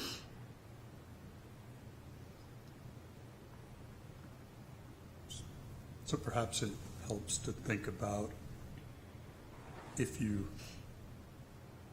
left it as it is, but you moved it forward by however many feet that is, you went to the other board and you got that, what would that do? Would that be enough to satisfy? To really, would it be enough of an improvement that we would think that it would be appropriate to ask? Yeah. I think it's a great point. I don't see that just that bit of movement would, and then gaining that on the backside, it's absolutely worth considering every time, but I can't perceive what that really does substantially to this specific proposal. So I guess in terms of time, I'll just say that I don't have an issue with where it is now. In fact, I appreciate that it's been moved back and the things that we asked for with the first, it's enough of an improvement for me, and obviously I'm just speaking for myself, that it's the mowing that, for me, moving it forward. And so I am appreciative that we have their offer to address that. That makes it easier in our deliberations, so I'm glad they spoke up. But I personally don't have an issue with it any more than I would with any other, where we evaluate something and we know that we want residents to be able to build and enjoy a lot, and so we continue to allow some deviations as long as it's not egregious. And I think the lawn in totality was the last part, so I love hearing that there's an alternative that improves that as well. I have a question. Yeah. I mean, do we think that making not just the small part of the permeable driveway, the 350 square feet, but making the whole driveway permeable could be helpful in this scenario? I mean, it's all within the 100-foot buffer, so I don't know. I guess that type of effort to me That would, other part of the driveway is not in the 100-foot buffer. it's not? No, but it does, I mean, it The drains to the dotted, buffer. the dashed purple, I think, is the 100-foot buffer. Oh, I'm looking at this wrong. Okay, never mind. Yeah. Yeah. And I would say too, it was calculated to handle the runoff off of that driveway, so Okay. it's like a best management practice as sized appropriately at this point, I think. I don't feel Good like, question, though. yeah, where we are is, Wondering that too, Talia. we have the offer by the homeowner of not mowing the wetland portion on their property, or to the extent that they mow now, which I guess comes off their property line a little bit, and then mowing twice a year, the 25-foot buffer. Is that adequate to move this forward with that stipulation, or do we want to postpone and have them come back with that and, maybe some other recommendations we have or we'd like to see? I think But just to kind of where we're clarify, at. was the offer, I guess we'll have to ask the party, if the offer for expanding the 10-foot in and what was offered at the end, are both of those what's being offered? I think. I mean, I think the 10-foot is a bit implied if you're not mowing it anymore, Yeah. right? Yeah, we And- had to, And not, Yeah. the only part I didn't understand was that upper portion, I think. yeah, we had suggested, Rewilding section. That 10-foot section along the top? if you're going to speak, grab that microphone and take it with you because it needs to be recorded. so we suggested that we would not mow, and we would allow that 10-foot section all along the top of the property in this, the way the diagram is situated, to, return to buffer, return to wetlands. And then, again, not mowing the wetlands. Since we're not mowing the wetlands, that 10-foot section on Yeah, the, no, on the it left doesn't side matter, I see. is moot now. Does that make sense? Yeah, thank you. Okay. I just was going to say, I'm good with going forward, trying to go forward at this meeting. Okay. Say it again, Barb, please. I didn't hear what you said, I'm sorry. I'm good with trying to go forward at this meeting with the Yeah, new I would conditions. agree. I guess I've already said that. I would agree. There's not enough here for me to imagine saying, please go back and look at these options and alternatives. And if we do send it back that way, we're basically asking them to do that. And I'm not sure that it would result in anything more substantial. So I guess, sorry. no, go ahead. Sorry, I don't. The mowing twice a year, the 25-foot buffer, as opposed to not mowing at all, is that, how do people feel about that? So I will say, I mean, I fully appreciate the homeowners' efforts. I know this is hard, again, living within a wetland buffer. It makes all your projects that much more complicated.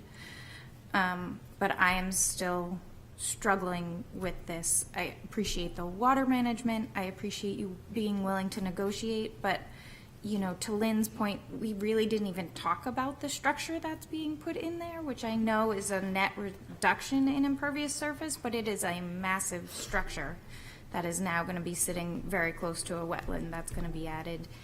And negotiating a city ordinance that says you cannot cut within the 25-foot wetland buffer just does not feel like I am fulfilling my purview as a commissioner. I mean, you know, even when we negotiate 50 to 100, that feels hard to do. And we're really close to the edge of a wetland right here. And so that is, you know, the whole scale of this project is still hard for me to wrap my brain around, but that feels really hard to put my support behind. I'm also not sure of, you know, the benefit of mowing it twice a year versus just letting it not be mowed all year. I mean, so for 2 times a year, it's shorter. Is that, I don't. Well, it keeps the woody things out, Okay. which means it maintains the view. Gotcha. And there's, I mean, you know, there's areas that are managed that way as habitat. You know, meadow habitat has value by itself, and you know, so it is like a method that's used by Fish and Wildlife Service and Fish and Game for certain, you know, certain types of habitats. So How do you feel about? I guess I do feel okay about that. I mean, I think there might be like a few little caveats there. There's techniques and timing around mowing to minimize. So one of the concerns is nesting birds, like ground nesting birds. And so there's some recommendations on when you mow. And it's very early in the season, like March, and it's very late in the season, you know, after July or August, typically, to minimize that nesting time. So there's some things like that that we could add to it. And then it does keep the vegetation overall, you know, like kind of a moderate height that I think is going to catch runoff and is going to like manage nutrients in the way that we want for water quality. So I guess I think I feel okay about it in this case. Would you suggest adding like any seed mix to like kind of start it Right. off in a certain direction? Yeah, that's a good point. Yeah. And also make sure that it's not the invasives, but it's the kind of grassy, meadowy things that grow up.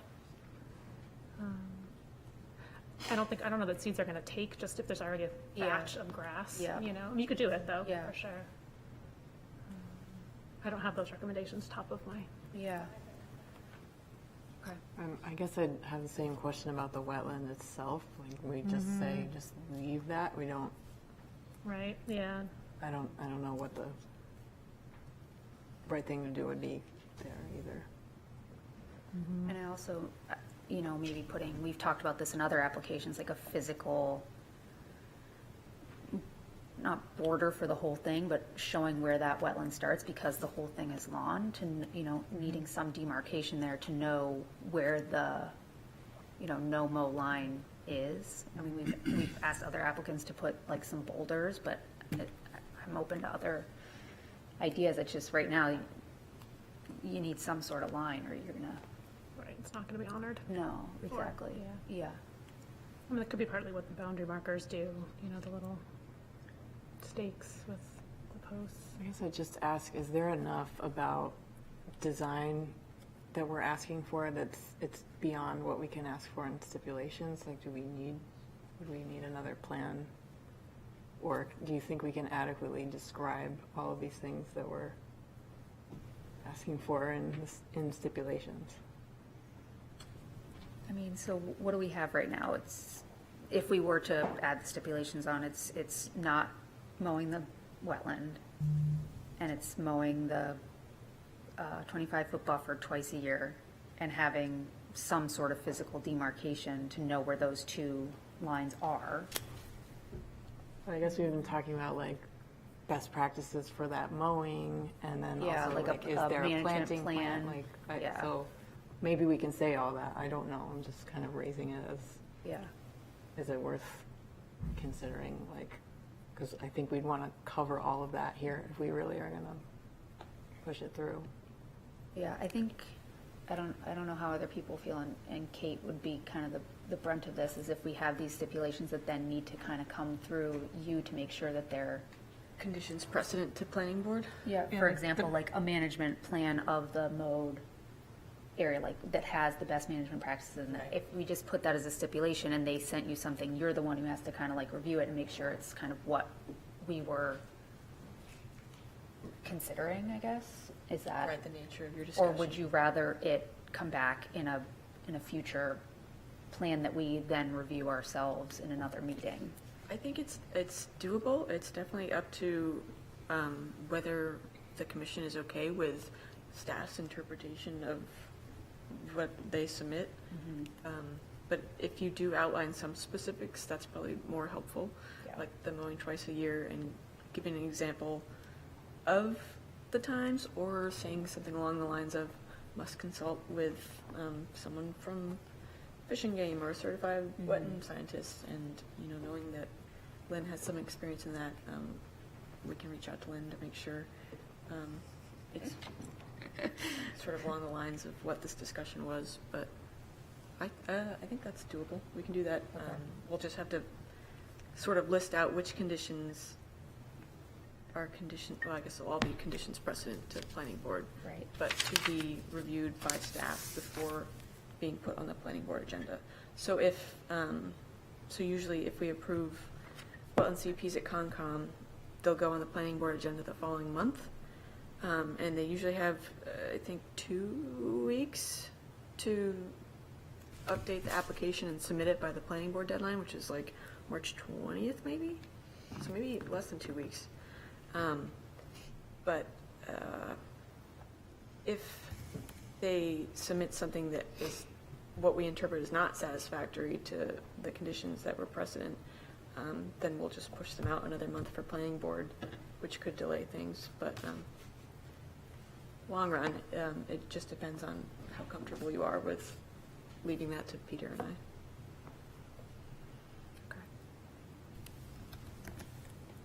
Do you want to try another motion? Or put conditions on your motions? Do Were you do the- I add them Sorry, to my am I- current? No, I'm sorry. Do I? Please, I'm already Can I just add them to my current motion, or do I need to resend my motion and redo it with stipulations? Your motion was for approval, right? Yeah. You can just add stipulations, I think, because we already got a second. So that was our Yes. discussion to make, as long as you both agree to the stipulations, I think. Okay. But she still doesn't have to vote in favor, regardless of her making the motion. Oh, With the right. stipulations. Right. Yeah. I mean, if you're comfortable doing that. I can If make not, the then you can stipulations. rescind it and Nope, make that's it- fine. I can, Okay. so I will leave my motion as stand with the noted stipulations that the wetland there will be no mowing in the wetland. The 25-foot buffer of the wetland will be mowed twice a year with using best management practices for mowing, i.e. early spring and late summer as timeframes. Is that appropriate wording, Lynn or commission, or would I? I think maybe the way to say it is, no more than twice a year and to avoid the like nesting bird season, which is like April to July. And then it's Okay. kind of up to them. Like if, Right, so. I mean, avoid I wouldn't mow July. first thing in the spring if it were me, because it's going to be wet. Okay, so no more than, how about whatever Lynn just said? Yeah. I'll go back and watch. Avoid mowing April through Yes. July. Yeah. Placing physical demarcation, some sort of marker to identify the line of the wetland as well as the 25-foot buffer. I'm not sure if this still stands or not, but expanding what the property owner described as the wetland across the top or the north side of the property by 10 feet. And then I added, I think that there needs to be some sort of clear maintenance plan for the pervious driveway, since that is a piece of it. If it's not already in there, it might be. When you said place physical markers on the 25-foot in the wetland, did you just mean the 25-foot? I think you said both the Well, I kind of wetland. feel Well, like I both. think that, yeah, Sam Oh. had suggested both so that it's Oh, during clear that twice where annual. that twice annual And one mowing. could be like, they could be different, like our wetland boundary markers could go on the 25-foot, but then maybe something like, I don't know, the boulders that we- natural? Yeah, something natural on the wetland buffer, or wetland boundary. Yeah. Okay. I'm sorry, would that just show up in plans? Yeah, Or that was, would I there was be gonna some kind add. of Yeah. plan? All of it should be put on the plan for planning boards so that it's shown where everything is. But no, like maintenance plan, or the maintenance plan could just be part of the actual plan? It could just be like one of those side notes. I don't know if we need anything more than that. Unless you think, Lynn, that there needs to be more than just, is there more to it than just the time of year? I mean, it seems like the plan set is seen as like the decisive document that Yeah. comes out of this, so I think that's Just that appropriate, note although on you it. maybe know better than I do in terms of. I mean, that's the record, but I guess what I'm thinking too is like, is there any coming back and monitoring, like, we ask for with plantings? Like, Oh, make like sure it's like- success rate kind of thing, Yeah, but, but they're not really Yeah. planting any. and then I don't know about for future property owners. Right. Passing it on. Passing So it on. Usually, we have like a maintenance plan separate Okay, so maybe we do ask for a separate maintenance plan for the to be property. passed on. Yeah. Yeah. That includes both the mowing maintenance and, so Yeah. encompasses everything. Proper, yeah.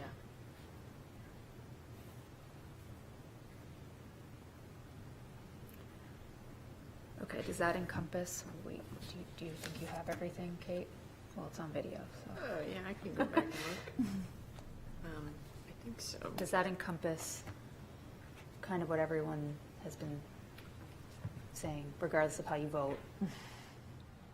So Are we specifying that the 25-foot demarcation is with our wetland boundary placards and the 0 is boulders? Are we specifying I'm that? or okay just- with that. I mean, or, I'm not sure what another alternative would be for the natural physical demarcation, but I'm fine with that. Okay, so Other people are placards on okay with that. 25-foot. Okay. But if there's, I'd be open to, if there's other ideas. Certain spacing or just, What was our normal spacing? 25 feet, 50 feet? for the placards, we usually do 50 feet. Boulders, I guess it depends on how big they're gonna be. Yeah. It's visually so it's known where, Right, your The mowing. mower will hit up against Exactly. it and you'll stop. yeah.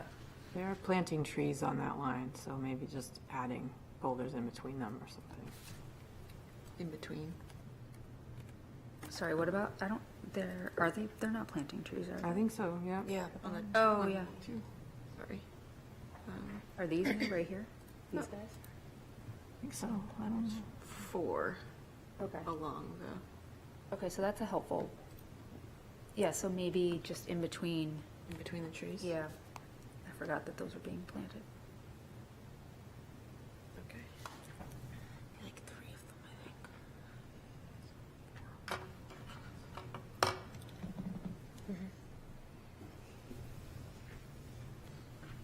Second on that, right? Yeah, Oh, we need yeah, a second. Were you the original second? Okay. All right, do we feel like that's captured everything enough for people to be able to make a vote? Okay, all in favor? Talia, you're voting? I'm recusing myself. You're recusing yourself, okay. Opposed? Brian, did you vote? I voted Oh, sorry. affirmative. I didn't see you. Okay. Okay, so that means it passed. Great, thank you. Thank you very much. Have a good night. All right. Agenda, what do we have next? I feel like Hartford Drive might be a shorter one. Do we want to try to do that and then make a motion or vote on whether we extend? Okay. All right, next on the agenda is wetland conditional use permit application for 200 FW Hartford Drive. Good evening. Thanks evening. for hanging in here. I hope mine is not nearly as long as I know. I'm Tracy Foster. Thank you all that came. Take the mic, yeah, just take the microphone with you and say what you just said again, so it's on the record. I'm Tracy Foster. Thank you very much for coming to my home and seeing this ordeal. My house is built, 90% of it is built in the buffer. My backyard is the buffer. I have a tree, this tree here, that is at risk, identified by an arborist, which is identified in my packet. That tree is at risk, and we would like to take 1, 2, 3, 4, 5 other trees down. They're all pines, they're all perched up, and they have showing roots, you know, they have that kind of stuff going on. We will leave the stumps, and I will put in additional new growing plants in or around. If you could go to the next slide. Oh, that's the at-risk tree. That's one of the at-risk trees. That's the top part of it. If you want to go down more, Kate. Sure. That is down lower. It is rotting from the inside out. And that's the rest of it. That is the tree closest to my house. And we would like to definitely take that down, and then the other 5 trees along with that. The rationale behind that is because this outlines very well how the buffer is, and this is where the buffer is, and the trees are in this area and in this area of the buffer. They're in the buffer legitimately, but they're close. The new plants that I would put in, and we're leaving the stumps. I have no reason to take them out. There's nothing there in this backyard. It's all moss. We'll put in new trees and bushes to mitigate what is lost. And I added, Kate, and I only did it this afternoon, I added a couple additional pictures of, I'm sorry, what is it, Brian, when you came to the house, you asked specifically of a view of the backyard, and I stood See on the my deck floor. and took two pictures of the backyard for the people who are not able to be there. So that might not be in the application, but it's certainly within the software application. Okay. I don't know if you can you access that? I can't access it from this computer, unfortunately. Oh. But I'll see if I can email it to myself. In addition. Or did you email it? Or No, you just I have- attached okay. it to the application. Okay. In addition to that, this afternoon, because I don't have snow on the top of my roof anymore, this is a porch here. I took a picture of that and posted that up too, and how it is literally covered with moss. In addition to that, the trim work that is in this portion of my house, and I think there's one from over in here, and the amount of black mold that is growing on the outside of my house, which is other reasons as to why we would like to remove these trees. That's the short story. Good job. 5 minutes? Questions from the commissioners?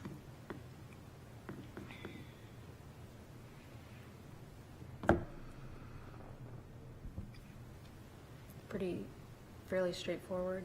I mean, you probably saw in the staff memo, there was a specific recommendation to, rather than replacing, so there's obviously one tree that's diseased and 5 other trees that you're removing partly just to kind of increase sun to your house, which obviously is in the woodlands and is in this beautiful wooded place and,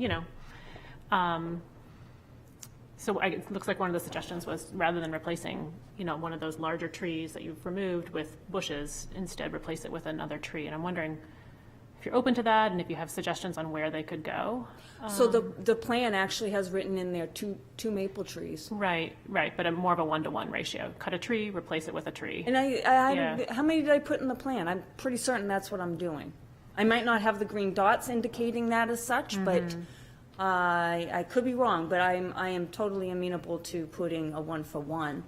Okay, yeah, I think it says 2 trees would be added and 2 trees 4 and then bushes would be bushes. added or something 4, like that. 4 bushes. Is that what it says, Kate? Yeah, 2 red That's- maples and 4 native winterberry bushes. So that's a 1-for-1. Except, yeah, I think she's saying tree for tree, and you're Yeah. doing bush for Oh, tree. you don't want no bushes. Well, I think it was just something in the staff memo, it suggested maybe more trees, less bushes, not necessarily a 1-to-1, I think, in the staff memo, but Could be, but just a yeah. suggestion to increase Is that. that staff memo in? Is that something I can see? Because I can read you the I specific. mean, that's okay if it's there. I missed that. I didn't see that. I'm sorry. It's something that kind of Kate prepares ahead of this meeting to kind of help us prepare. Okay. Yeah, So in the it's last more week it was developed. More so our interpretation of the ordinance as staff, and then we put it out. But the recommendation is just that, it's a recommendation, not necessarily requirement. So just something to consider, maybe increasing the red maples. I would consider that. And then the other recommendation that the staff put in has to do with our wetland boundary markers, which probably in your case, I feel like we would put them right at the edge of kind of your tree line, I think would be the best location for That's- them. If you go down a little bit more, that's actually pretty close. If you go down a little bit more, that's pretty much for the most part, my property markers are close to that area. I don't have a problem with that. Yeah, I think we do one every 50 feet, and I don't know what that distance is there, but I would say probably 2 is fine, would be my guess. Are those are picked up where? Planning department, office. Kate's office. Yeah, they're Just because I'm ignorant, I have not seen these before. They must be just like small little triangular. little circles. They say something, I should know this, but like wetland buffer, environmentally Sensitive sensitive area. area. And I can just tap it on a tree because Yep. it's not like I don't have them there. Yeah, it has little tree or nail ground? holes. It can be on the tree, it can be on a wooden stake. Okay. We've had them done on trees before if you just nail them in. Yeah. But they're $5 a piece, so Thank you. $10. Thanks. Any other questions? Are we ready for a motion?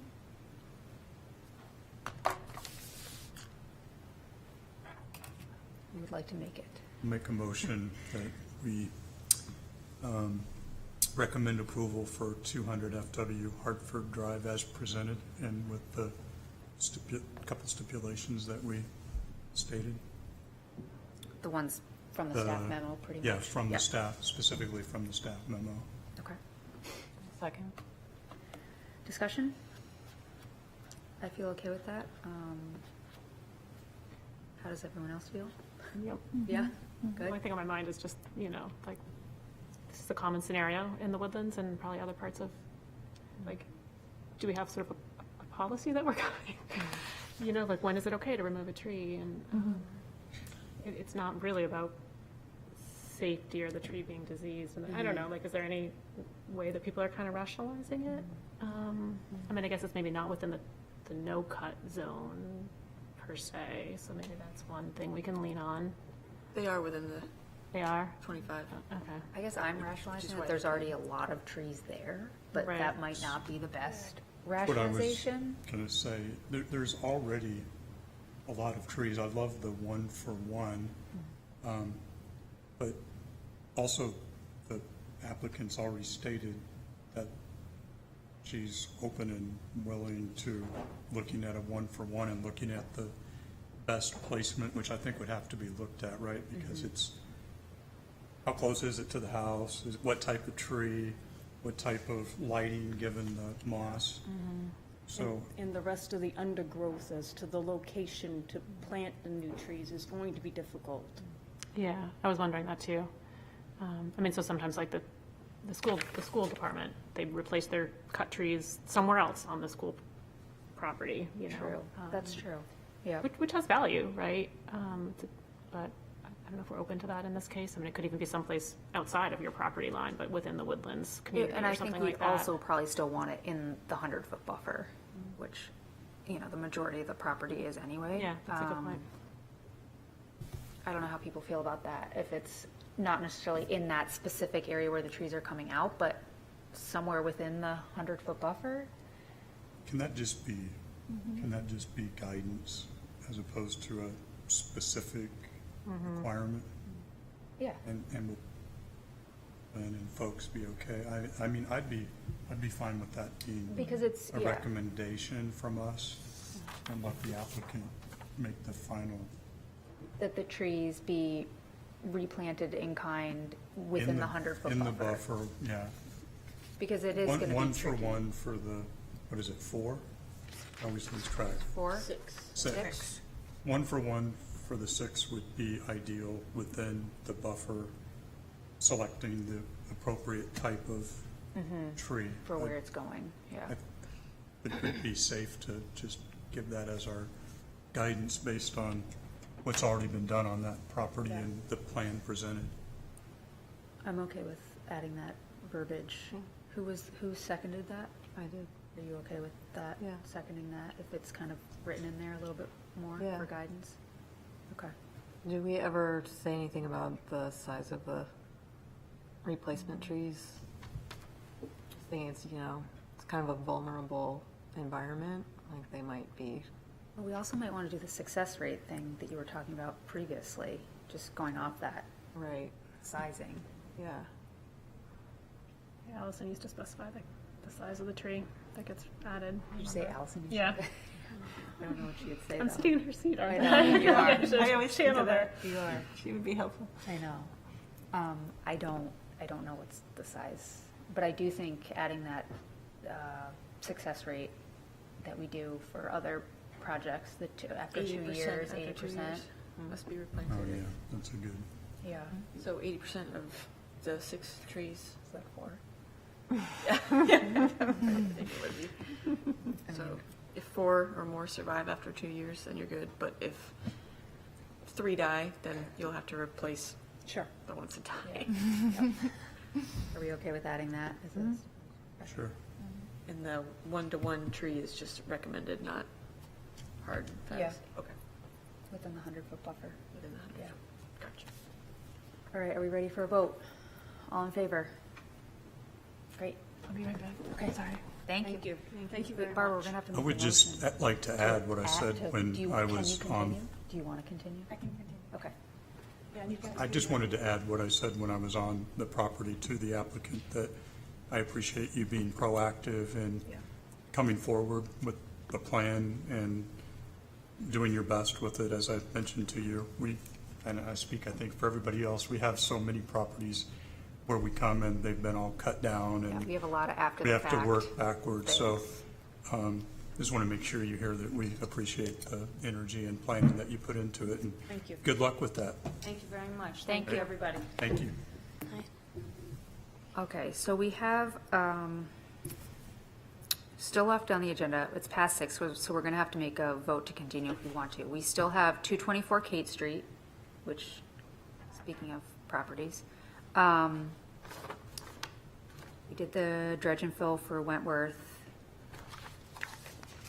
The State Wetland Bureau application for Beverly Hill Road and Greenleaf Avenue. I think you said no one's here for that, or no one's coming for that.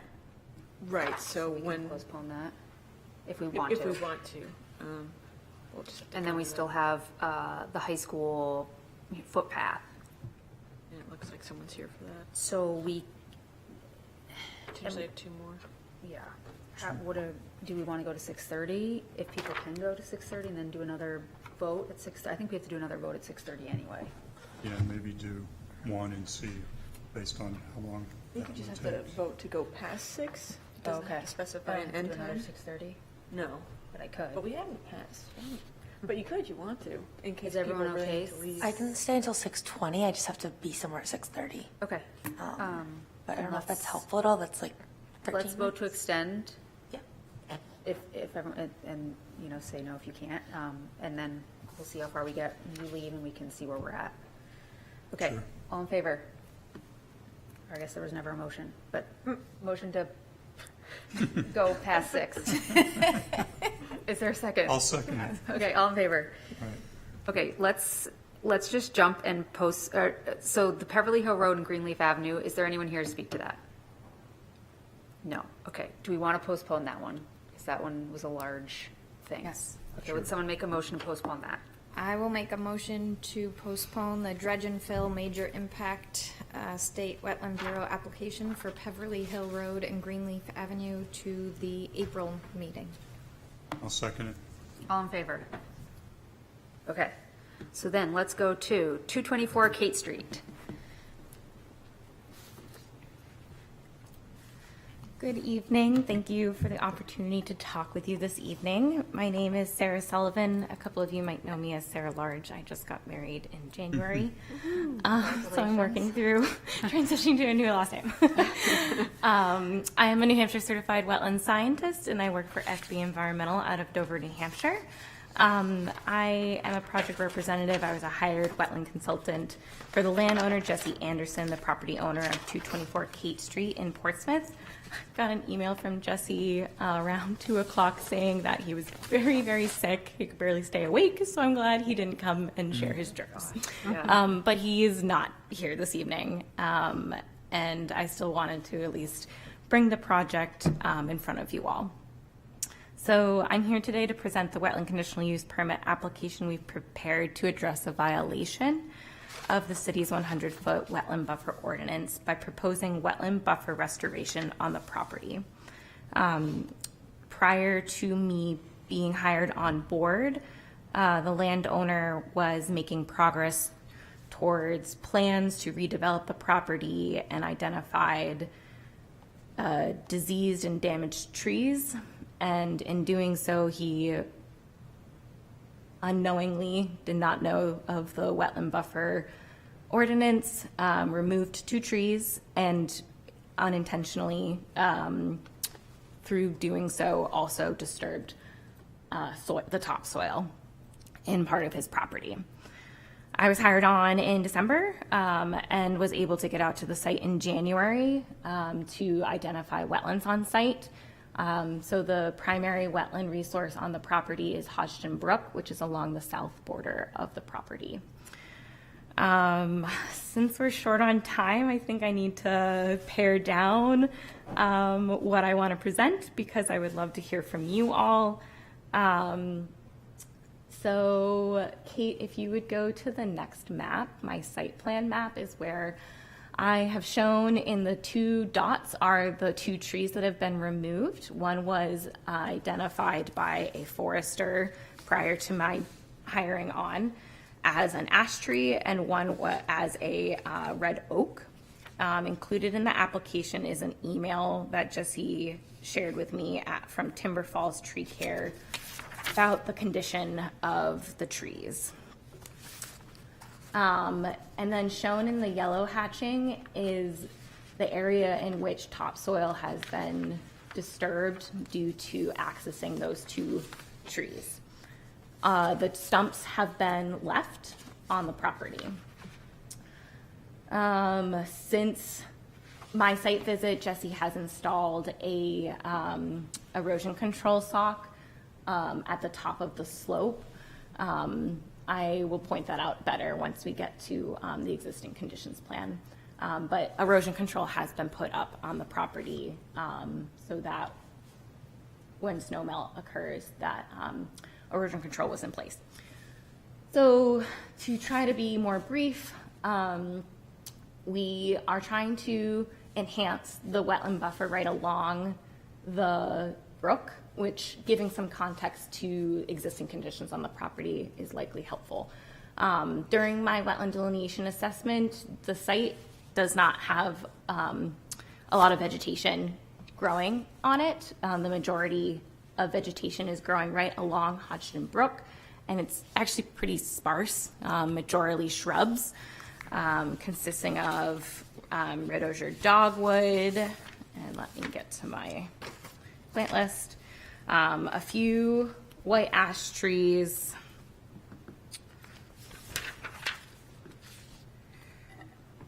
the slope embankment along Hodgson Brook is sparsely vegetated with trees and shrubs, including white ash, maple species, red osier dogwood, weeping forsythia, which was likely planted, and occasional multiflora rose and Japanese knotweed.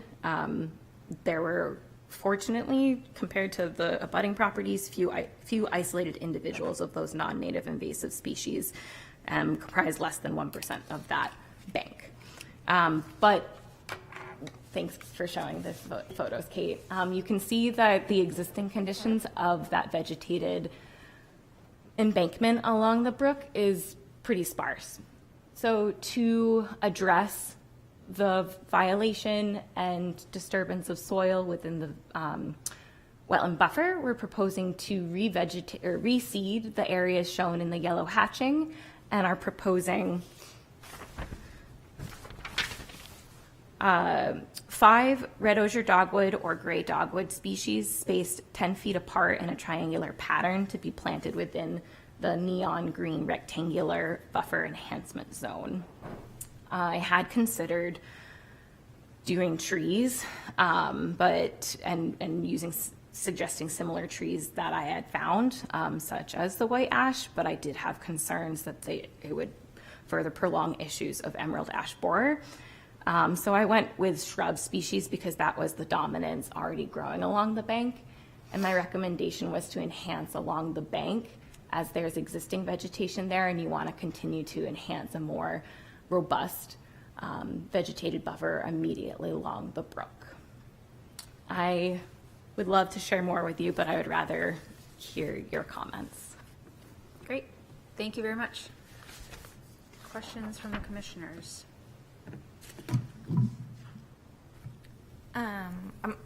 My question, have you decided or thought about which seed mix you'll use for the seeding area? Since it's in an upland area, I was anticipating he would use more of a standard grass seed mix, but open to discussing further with him based off of your recommendations.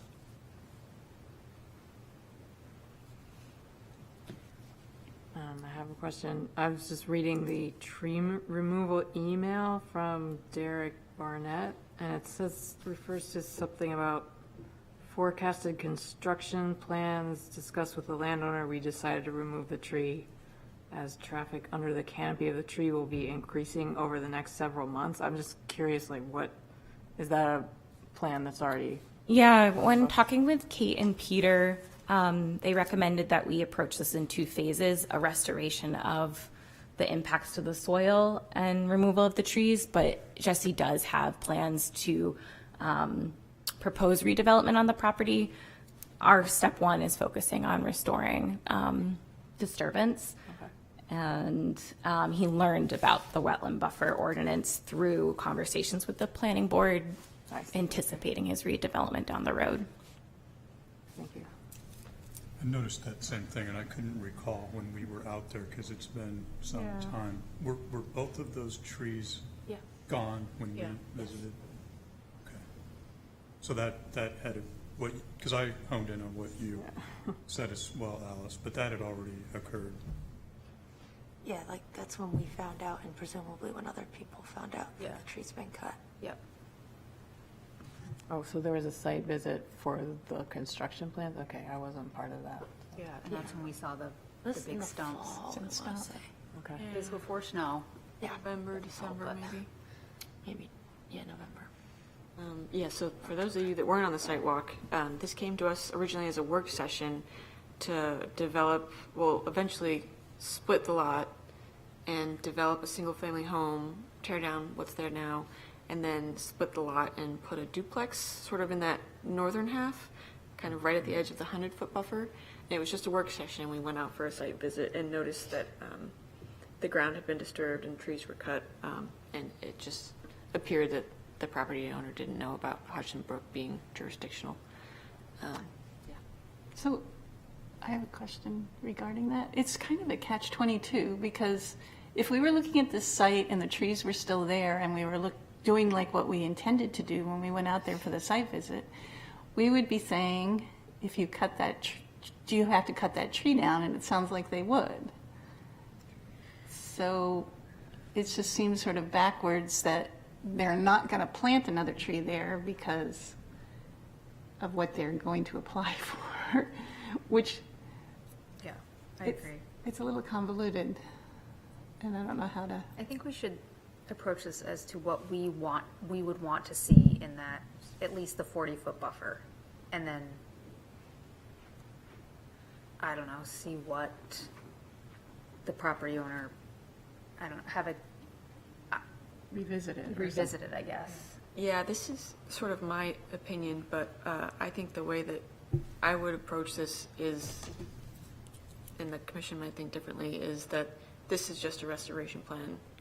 We know that there's a development plan coming, but that has nothing to do with this. And if we get this restoration plan in place and the plantings are planted and established, then we see another permit come in for development. It's a whole new impact. To work around what we just did. Right. So that restoration plan has to stay in place. Well, I guess it wouldn't have to, but. So you're saying we should look at it, assuming nothing else is coming in the future and with regards to development, because we don't have the plan for development, so. Right. And it's theoretical, so I think that's sort of the best practice to do this, because it kind of will be two very different plans, because I think in the future, regardless of how we end up with this restoration plan, the next wetland CUP that comes before us, however it may look,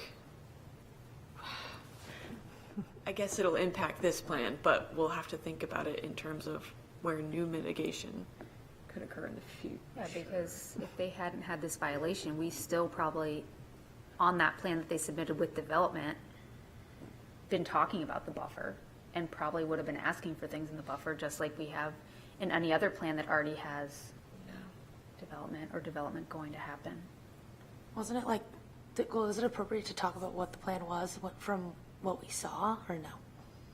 I mean, we don't even know if that's going to be the same plan. Doesn't feel like we should make any, to Kate's point, to me, doesn't feel like we should consider a plan because we don't even know. That's how I feel. This could change to where no plan comes forward at all. Right. Right. So I think we do it with, at hand. Number one is address the violation. Right. Yeah.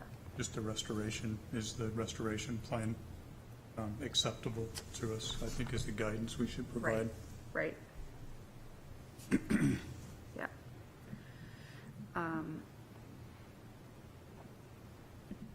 Do we have any other questions? I feel like this is more a deliberation, Yeah. and then we'll probably have suggestions. But do we have any questions before we make a motion to go into deliberation?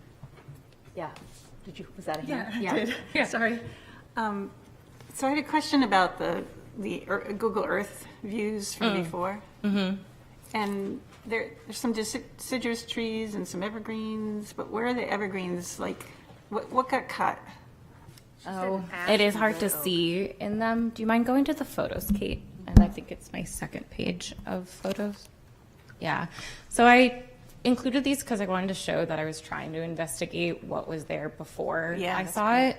And the best that I can tell is the shadows of, oh, I'm sorry, that's a smart TV. The shadows right here seem to line up with where I anticipate the two stumps being. And then these shadows of these trees would line up with where I anticipated the trees being. Is there a pointer that maybe I can Oh, use? yep, sorry, there is. Do you want me to zoom in a little more? I think I was probably blocking with my finger. Oh, Are you able to find, Hold Kate, that button for pointer. oblique oh, that you showed us this morning? Because that showed an evergreen pretty clearly. yeah, I'll have to drop my share screen to do it. Both of the trees that were cut were deciduous. One was an ash and one was an oak. And it's this shadow that I kind of run down to, I anticipate it being about here for that stump. And this one is definitely harder with the shadows, but I anticipate it being around here for that stump for that year of Google Earth imagery.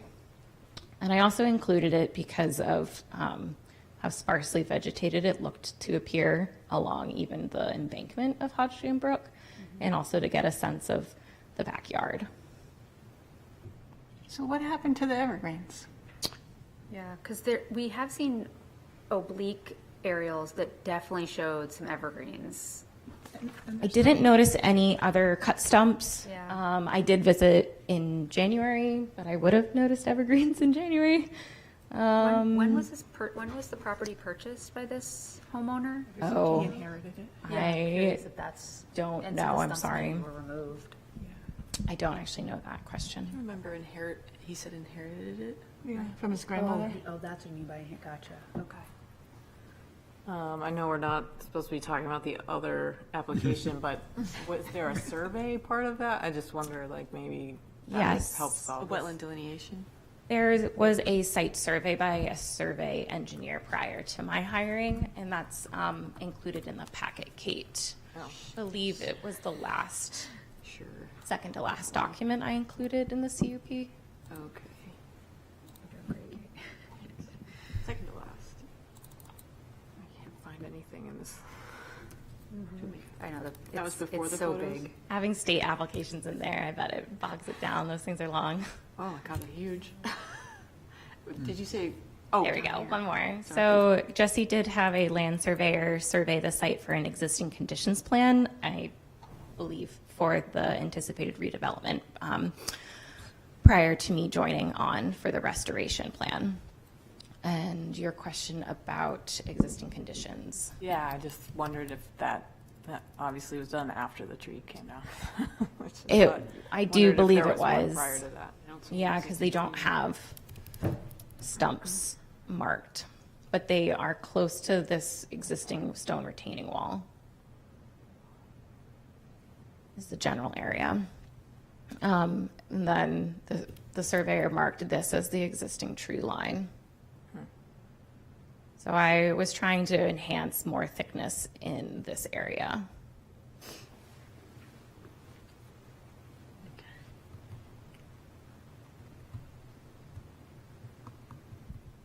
Any other questions? Do you want to make a motion to talk about it? Did you have something? I'll just state, in case people weren't aware or were wondering why there's a 40-foot vegetated buffer called out, this project triggered, which is rare, the section of our ordinance where if, let me pull it up. If there's a slope greater than. Slope greater than 10% 10% within- over 10 linear feet, and it's Perpendicular from the resource. It's like right at it, Bank. so I did the 40-foot buffer For- instead of, Right, for inland wetlands, for vernal pools, you have to extend the 25-foot vegetated buffer to 55. And for inland wetlands, like a freshwater wetland or a stream, that 25-foot no-cut buffer extends to 40 feet. And the limited cut buffer, which is 50% of trees, it's so great of a DBH, goes from 50 feet to 75 feet. So all of our buffers are kind of extended on this Because of the slope. because of that steep embankment. So Yeah. just something to consider. And is that the city ordinance or the state rules? Yeah, so this is in the city ordinance. It's kind of towards the back. It says, if the vegetated buffer strip specified in section blah, blah, blah, contains an area that has a slope of 10% or more for at least 10 feet in a direction perpendicular to the edge of the jurisdictional area, the required width of the vegetated buffer strip shall be increased to 55 feet from the edge of a vernal pool, and 40 feet from the edge of any other wetland. So it came into play also when we went and looked at a potential redevelopment of the motel by the traffic circle that never went anywhere, but that was the only other time that this group saw it. Also, Hodgins Brook, too. Right, also Hodgson Brook, down the street. Thanks, yeah. All right, would someone like to make a motion? We can talk about next steps.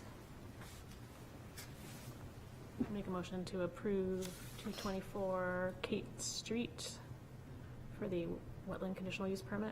Are there any stipulations? Probably yet. Figure some out. They will come. Okay. My thought is, I personally would probably rather see it be postponed and we kind of give a lot of direction as to what we want to see more in the plan. That's my 2 cents. And then we, regardless, I guess if we move for approve or postpone, we still probably need to give stipulation, direction, whatnot. So I guess kind of what do people feel about what they see here currently for the plan? Go ahead. You did the motion. Oh. I'm sorry, I was going to talk. And then I was No, like- no, you should. I don't actually have anything in mind. Actually, it was helpful to hear Kate's explanation there about the 40-foot no cut, because that makes me feel like, okay, whenever the new plan comes before us, we will still have that 40-foot line there to kind of guide us. Right. Yeah, I don't actually have any specific recommendations for what's presented. Yeah, and I actually don't have any specific recommendations other than what's presented is definitely, in my view, not enough as far as plantings. In addition to the possible scenario that there were other trees cut at an earlier time, I feel like this is an opportunity to really beef up that buffer, and also to provide some opportunity for plants to be on the landscape too, some plantings on the landscape within the lot, to replace what was taken.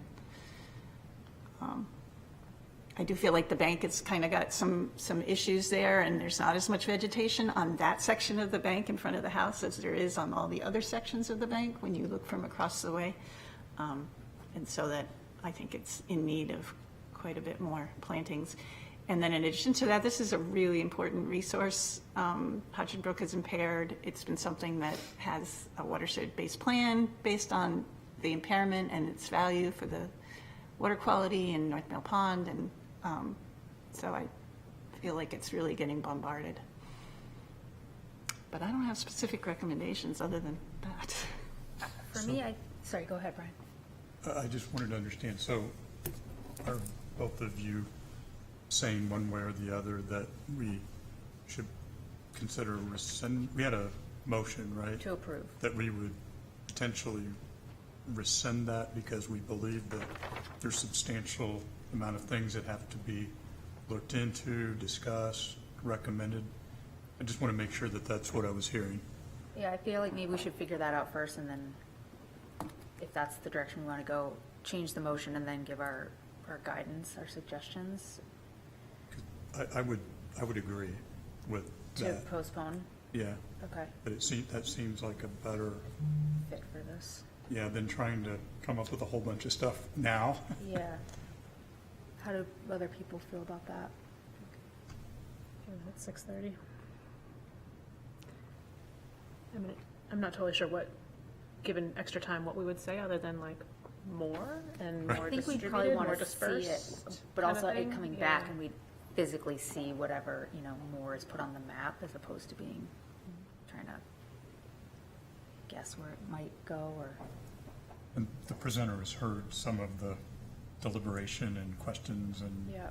concerns, so at least there would probably be a start Yeah. on looking at what to come back and present, discuss, what have you. So who made the motion? I think Lynn did, Do you, What would you like me to want- do? which was fine for discussion. Yeah, do you want to change it to, are you okay making that motion, change it to postponement? That's the consensus, sure. Is that the consensus? Do you have to rescind that motion and Rescind or state or another, vote I against think? it.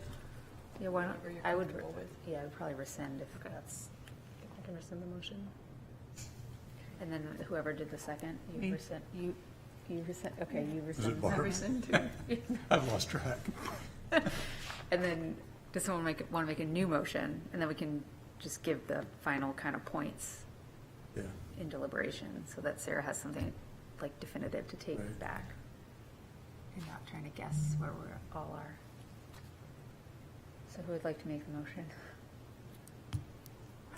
So we're making a motion to postpone Yep. until, Until the next agenda, is that basically? Yeah. Do you want to talk more about what you'd like to see before you make another motion? Oh, I was going to do it after, but. Yeah, okay, that's fine too. I'll make a motion that for 224 Kate Street, that we postpone that and move it to the April agenda. Yep. Do we have a second? Second, okay. So I think what we've heard is Barbara feels like the bank is fairly scarce, particularly behind those structures, correct?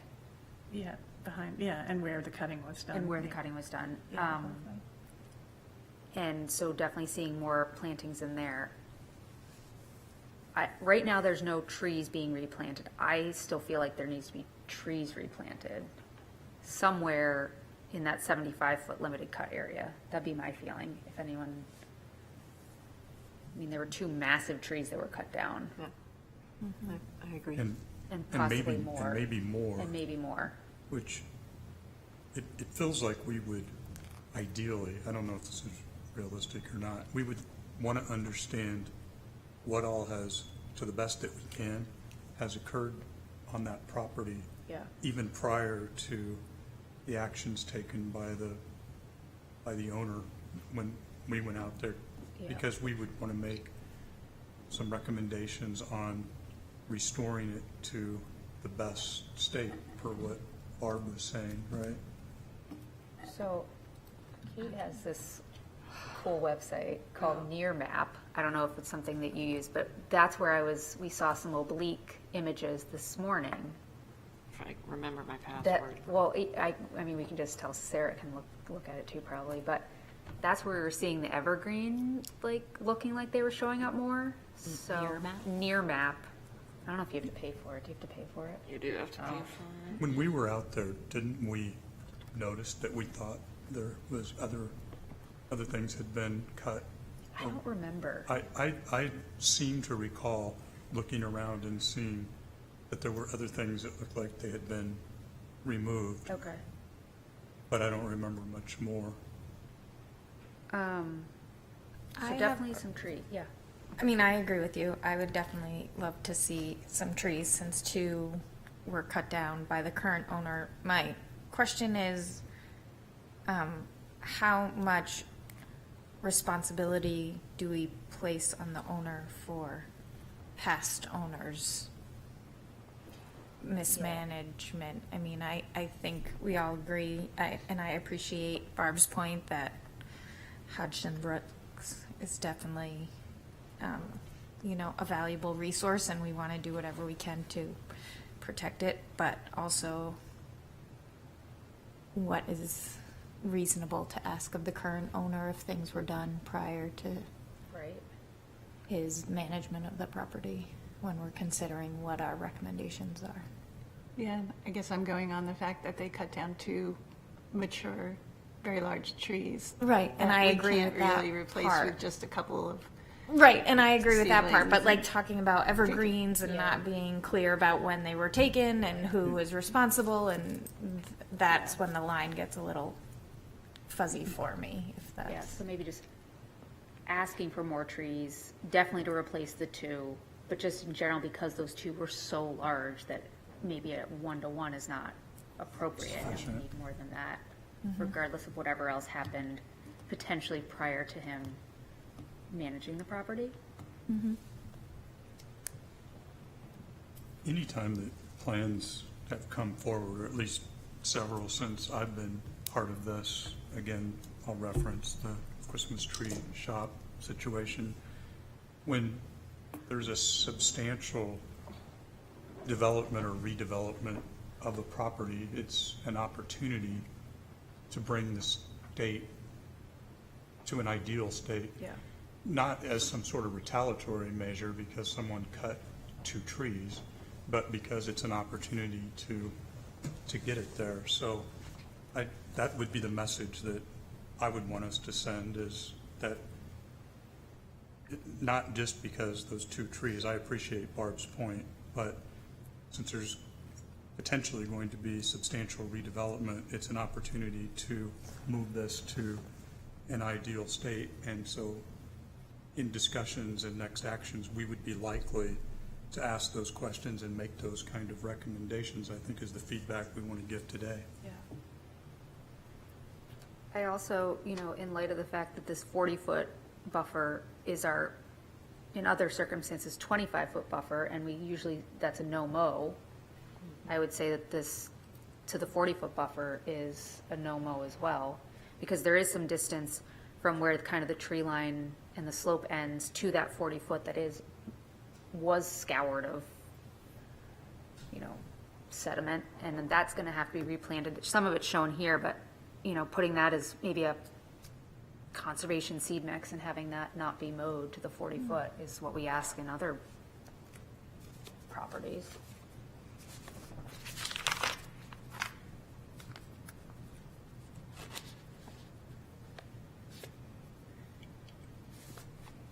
So extending the restoration up to that 40-foot line. Yeah. Like a full renaturalization, either with plantings or just letting it come up naturally. If we're postponing it and deferring it, I'm just thinking in terms of Time. still having one more. Yep. We're giving some feedback via deliberation that hopefully will be helpful when this comes back in April. Yep. But we can't really be any more Right, specific, I so think maybe that's- we've reached the point Yeah, that unless anyone has anything else major that we haven't touched upon. I don't want to cut us off or anything, but I'm just being That's cognizant all I of where kind of we had are. on my head, so Okay, are we ready to make a vote, take a vote? yeah. All right, all in favor? Great. Thank you. Thank you. Thank you very much for staying late. Thank you for having me late. Kate, I'm curious, do you send any notes from this? Or I can send a It's bunch also of on notes. video. It's And is also, it it's posted? recorded too. Is it posted soon What we after? intended. How Yeah, soon it's- after is it? I'll try. It's usually posted the next day. Wow. If Okay. Kevin's That's awesome. working. But I'll watch it just to make sure I have everything right, and I can send you at least my interpretation of all these great ideas. Great, thank you. Yeah, thanks. Thank you all. Thank you. I've got to run, Sam. I'm sorry. Okay, 1, 2, 3. We still have enough if people want to stay. Otherwise, it's going to go to April, which I've already heard is, I'm fine to stay, but I don't know we just need who 4. else can. Probably have to leave by 7. Okay, we can definitely get this done by 7.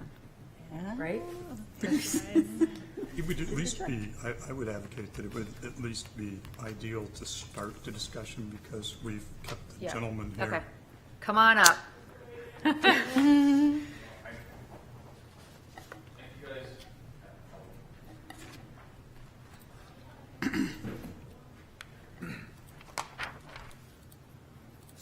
First of all, thank you very much for sticking around.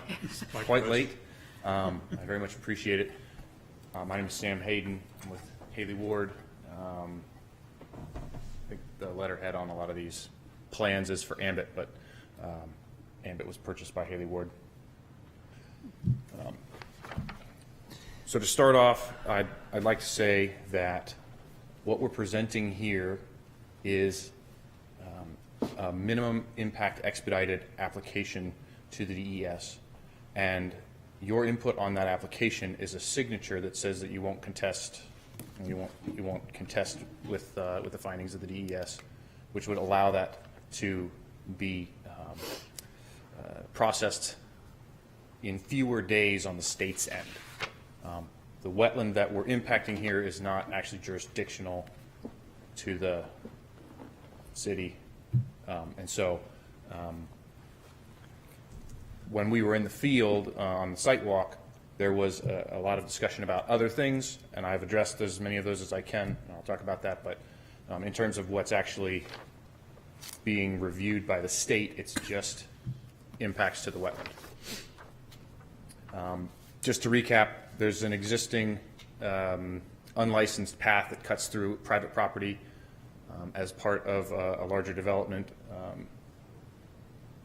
McNabb has offered this public realms improvement to build a ADA compliant and sort of built to bike standards public path that would provide a safe lit ADA compliant trail that would move on city-owned property or school-owned property between a kind of residential, commercial area and the school, which is used by children.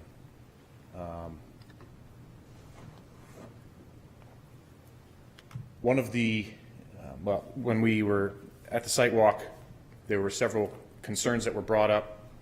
The first one was the number of trees being cut. And I'll just kind of take them in order here. So this project went before the City of Portsmouth Trees and Public Greenery Committee. We received their, they made a motion, they accepted the proposal as presented to remove this vegetation and do some additional plantings, and that was passed unanimously. So we've gotten buy-in from other boards for the city to remove those trees and provide additional plantings. I can go into more detail there if you like. The other one was, could we get someone from the school to come? No. I don't think they'd have stuck around this long anyway. Good try. Another one was, could we reroute the path down along through the school property? And if Kate, could you scroll down? I think one of these has I think it's the second sheet, has an aerial image. That one. Yep, no, that one. Oh, man. Yes. Okay. I don't know if this will be visible, but the original thought was that it could, the trail would come down through school grounds and intersect with this trail, and there you are. You've had it. The school did not like that for several reasons. One is that would provide public access to their controlled area. So currently there's a fence here that provides them some measure of security to the children that are going to school there. The other one is if you have a trail here, they during games and such, they try to control access. I think they do some paid entry to certain games. And then the other big one was that they were concerned that, okay, you got this nice trail, but man, it's way shorter to just cut across the field, and so then you put all this effort into groundskeeping, and then you wear a rut for where the public cuts across the field. And so those were the primary reasons that the school did not go for that at all.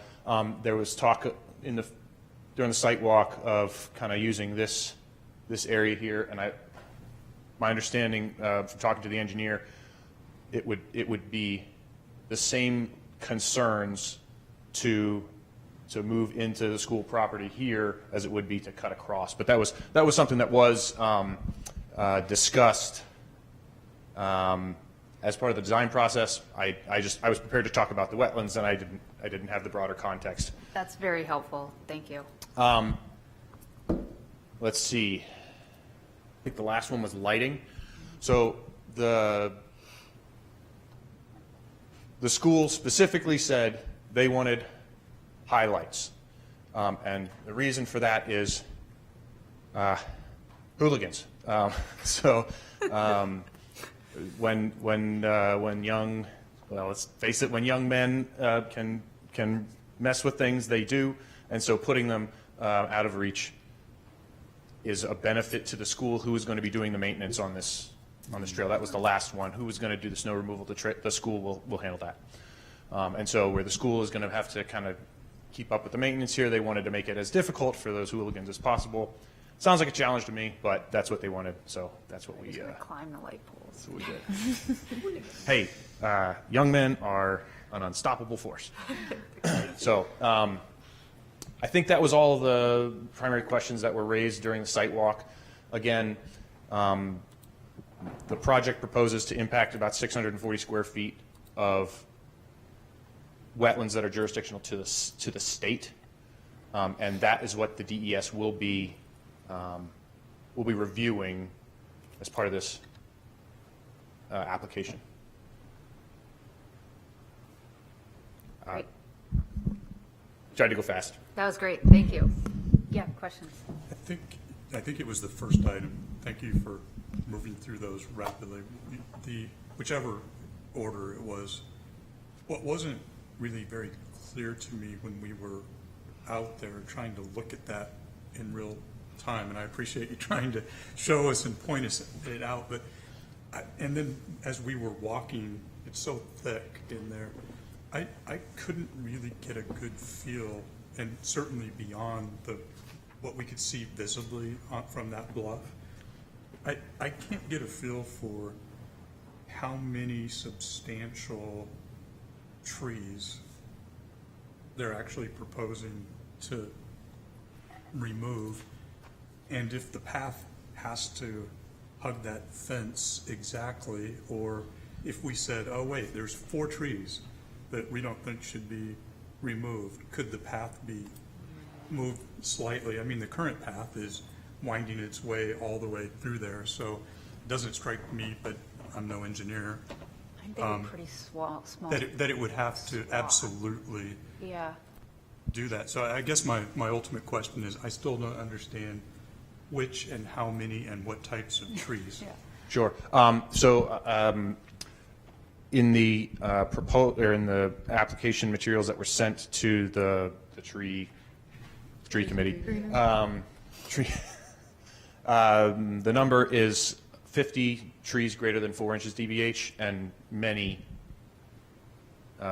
stems that were less than 4 inches DBH. When we were on site, we kind of stood here, and then we walked this way through that other trail, and I fell down right there. If we had walked further along, if we had skated further along, you would have seen that there's a lot of the large pine trees that are proposed for being removed are over here. I'll point out well away from the wetland, and we have an existing dry parking area with a quite steep slope down to the area where the path would be. And so if you were to try to kind of weave up onto that slope, you're talking a lot more fill, and the trees would probably have to be removed for the toast of slope anyway. There's a large number of trees here, and then I think we were able to see some of the individual shots of spray paint, bright orange spray paint on some of the clusters of trees here. But 50 is the number you're looking for, and the reason we can't weave up here is because we have very limited. There's no place to weave on the property that we have access to, and down here there's no place to weave. It might not be super visible, but there's a steep topo break that comes off of this existing parking lot.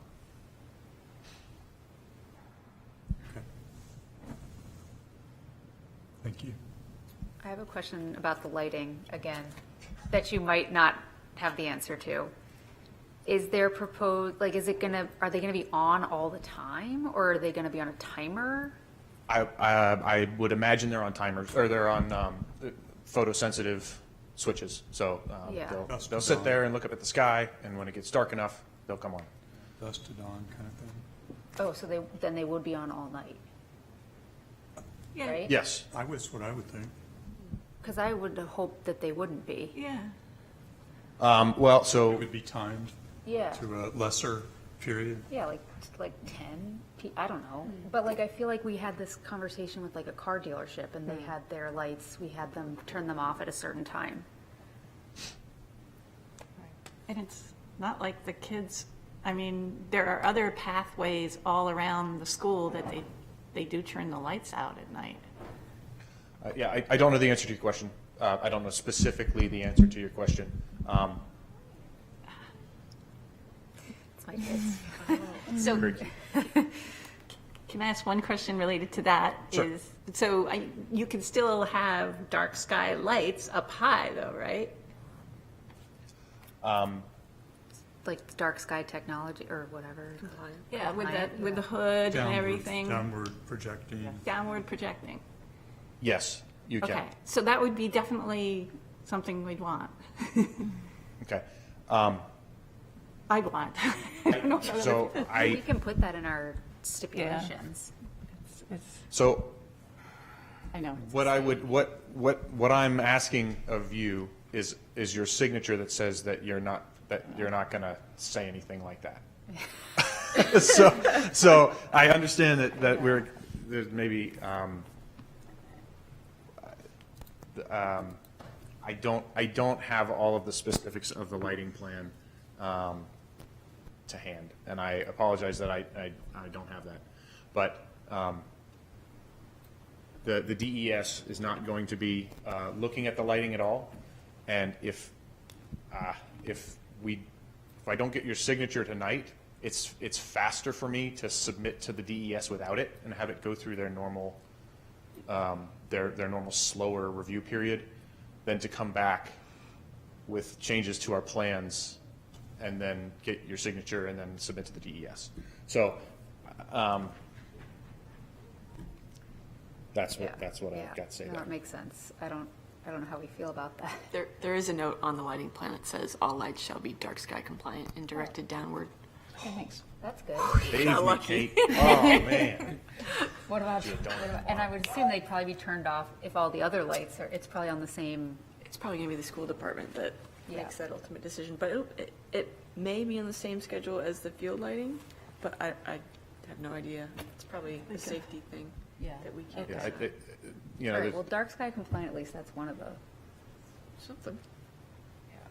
yeah, Brian. So I have a question, just being a little new and maybe naive here. What is in our responsibility and our jurisdiction relative to this application? Meaning, and I'm not advocating anything because I don't have any thoughts there, but are we supposed to be considering, is this even something that should be done or how it's done? I can't, it's different enough that I don't understand what we should be providing guidance or weighing in on. I see Alice shaking Yeah, her head a little same bit too. question. What is It's it? not in the whole site plan, right? Right, it's just the fact that that wetland that's not jurisdictional to us is being filled, so the placement of fill in the buffer or the wetland to remove it, and then the 100 feet around that state jurisdictional wetland, which is their buffer. That might be like one light. Yeah, where is that? So that's a different way of saying it's really not. Small. We're contemplating that if it should be filled or not. Basically, What should be okay, that's what I happening around thought. it. It should be what? If it should be filled or not. No, they're not. Yeah, so for the wetland. But we can put in comments. Totally. They will read our comments. They might not necessarily be able to do anything about them related to Okay. this. Does that impact the expeditedness that we're talking would be about? separate. Oh, it's a separate, okay. Yeah, I mean, it might, I don't know. I So we honestly would don't make know. a motion to either sign or not sign to expedite, and then if we wanted to make recommendations, we would make a separate motion to write a letter to DES with recommendations applicable to what's going to come before them. And why Which we they didn't may or may sign. not look at. Yeah. And if, yeah. Yeah. So I'll throw out, just because we're short on time. Yeah. It seems like if we have the opportunity to make recommendations, it feels like we would want to. There's substantial trees that they're going to take down, and maybe they'll listen to zero of what we have to say. But if it's going to move along, if we don't do the signature today at a pace that if we provide feedback, it's not going to matter, It doesn't feel like to me we should do the sign off on the expedited, and that we should allow ourselves the time to provide proper input to that ultimate decision. That's just my 2 cents. Could we expedite, like vote to expedite, but then still provide that commentary? Or does it matter either way? Yeah, I didn't know that either. Yeah, that's what you had kind of suggested. I mean, We just have to do it faster?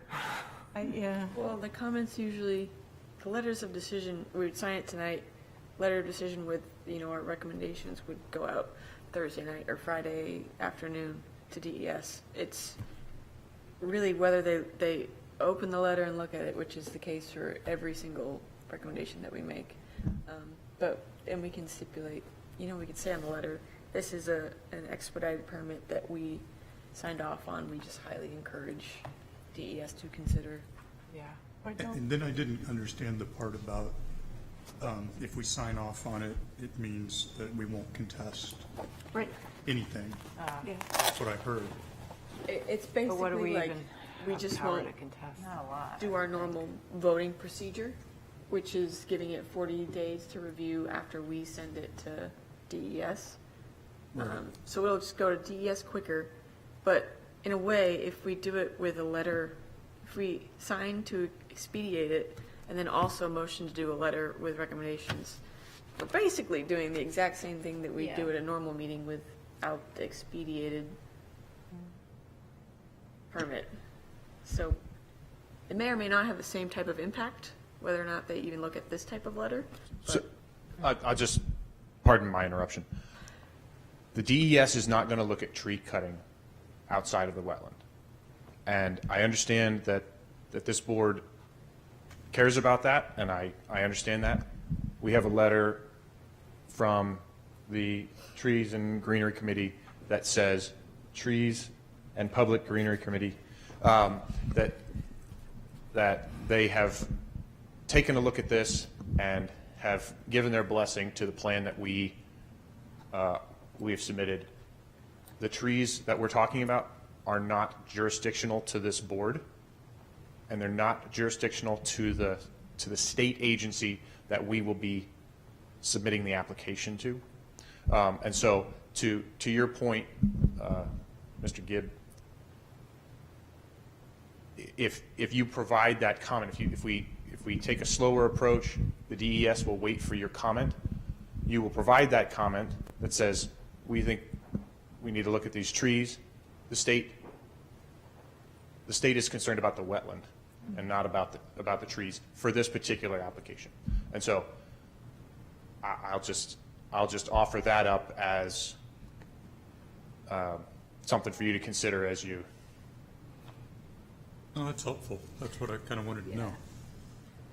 Is there, I'm sorry to keep you while we go through some of this stuff, but is there any further city progression that is gonna become of this project? Like they won't have to go before planning board or anybody else to have this project reviewed? Not for this specifically. They've already done site plan, which is as part of the Tor redevelopment that Mark McNabb is doing up the street.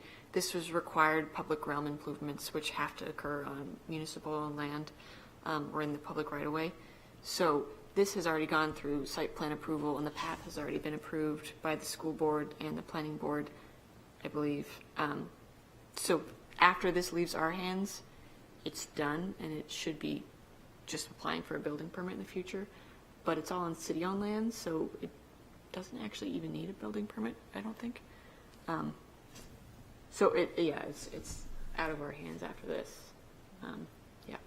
I was wondering if there's other places that we can, offer comment as it's constructed that That's we a would good like idea. to be, Fill here, mitigate here, or create a wetland here. Makes me think or too, consider these things when, Surface. if, You're very familiar with DES and Yeah, but I like this one's really hard. I would vote not to do this, and we don't have a motion or anything, but not to To sign. expedite it? Okay. To make it an expedited. I'm curious, I've seen To no whatever purpose, they're but- called, the tree, what are they? Trees and public greenways. Trees and Yep, they're in charge of every tree that's in the right-of-way or on city land. They have to approve if that tree comes down, Right. what it's replaced with. I've seen a bunch of their decisions. Yeah. So are these trees being replaced that they're cutting? On the tree planting plan. Yeah, the C7. C7. There's, So, Kate, if I jump in yeah, here. go for it. It's not a one-to-one. They're going to be planting a row of red maples, and then there's an area down here, if you scroll down a little, where there's going to be some shrubs in this triangular area here, sort of a low area that's, yeah. So it's not a one-to-one replacement of what's been being removed, but given how tight the site is, I'm not sure that you'd get a one-to-one ratio with healthy spacing, given the width of the path that we're dealing with. So it just makes me wonder, and I don't think we should spend any time on this here, just something for us to think of going forward. I'd love to learn more about that group and what's in their charter relative to protecting natural resources and having to balance city projects, because I've seen what they had to do in the alleyway there. And if there's an opportunity to have any sort of even conversations that help each of us do a better job, and that's all I'm going to say on that. Otherwise, just in terms of time, I'll say I'm an advocate to go ahead and do the sign-off based on everything I heard. Want to make a motion? Okay, I'm not sure the exact wording, but yes, I will make a motion that we proceed with the requested signature for an expedited, whatever the right words are. Yeah. Minimum State impact per wetland. Yeah. Got the gist. Do we have a second I'll second that. discussion? So, based on impacts to the wetland, I would vote against this. I think that there are alternatives, as in walkways and things like that, that are elevated. There's so much fill that has to go in, you're filling a whole wetland. I know this is a moot point, I totally get that, but, and I would like that to be in the notes, in the minutes, or in the, somehow, so that they get to read that an elevated walkway through part of that wetland would be a solution that doesn't seem really cost prohibitive. And I've seen walkways that have bikes on them all the time. And it would at least save the wetland and maybe a few trees. But I didn't even consider that, honestly, Barbara. That's an interesting. I mean, yeah, I'm sure Alternative. there's reasons probably they can't do it, but Yeah. I just feel like it wasn't probably, nothing was really considered a less impact.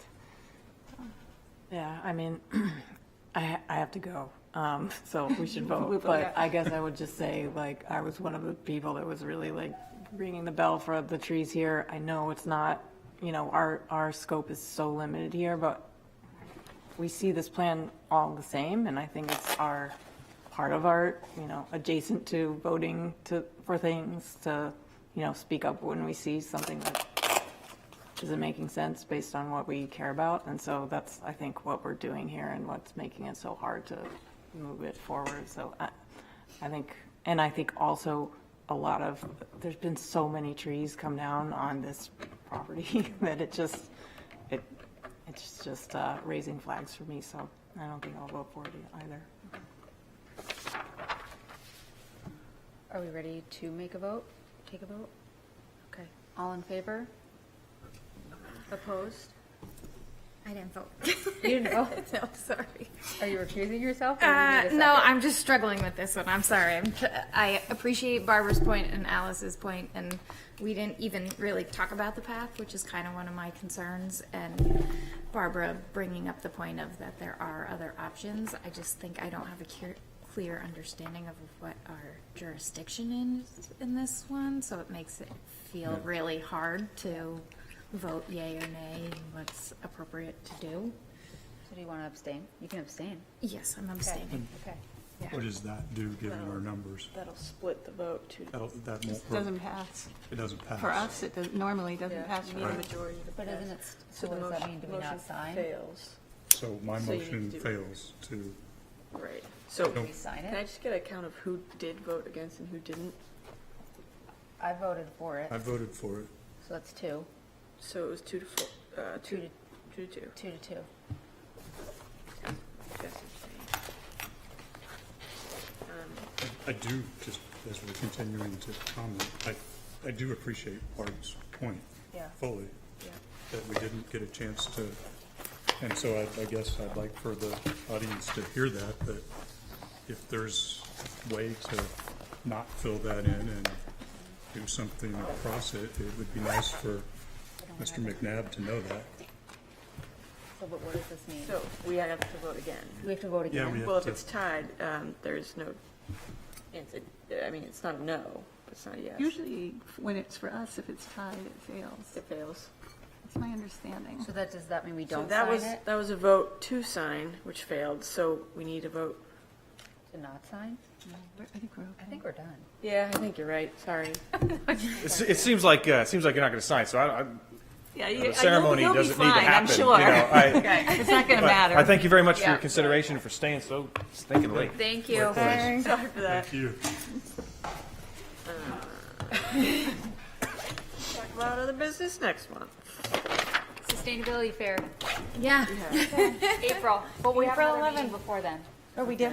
Yeah. I didn't even Kate- look at the. Kate confirmed for me. Okay. Oh, yes, we do, and I will be sending out a doodle poll because we will likely need a special meeting in April for a presentation on the new wetland delineation updates.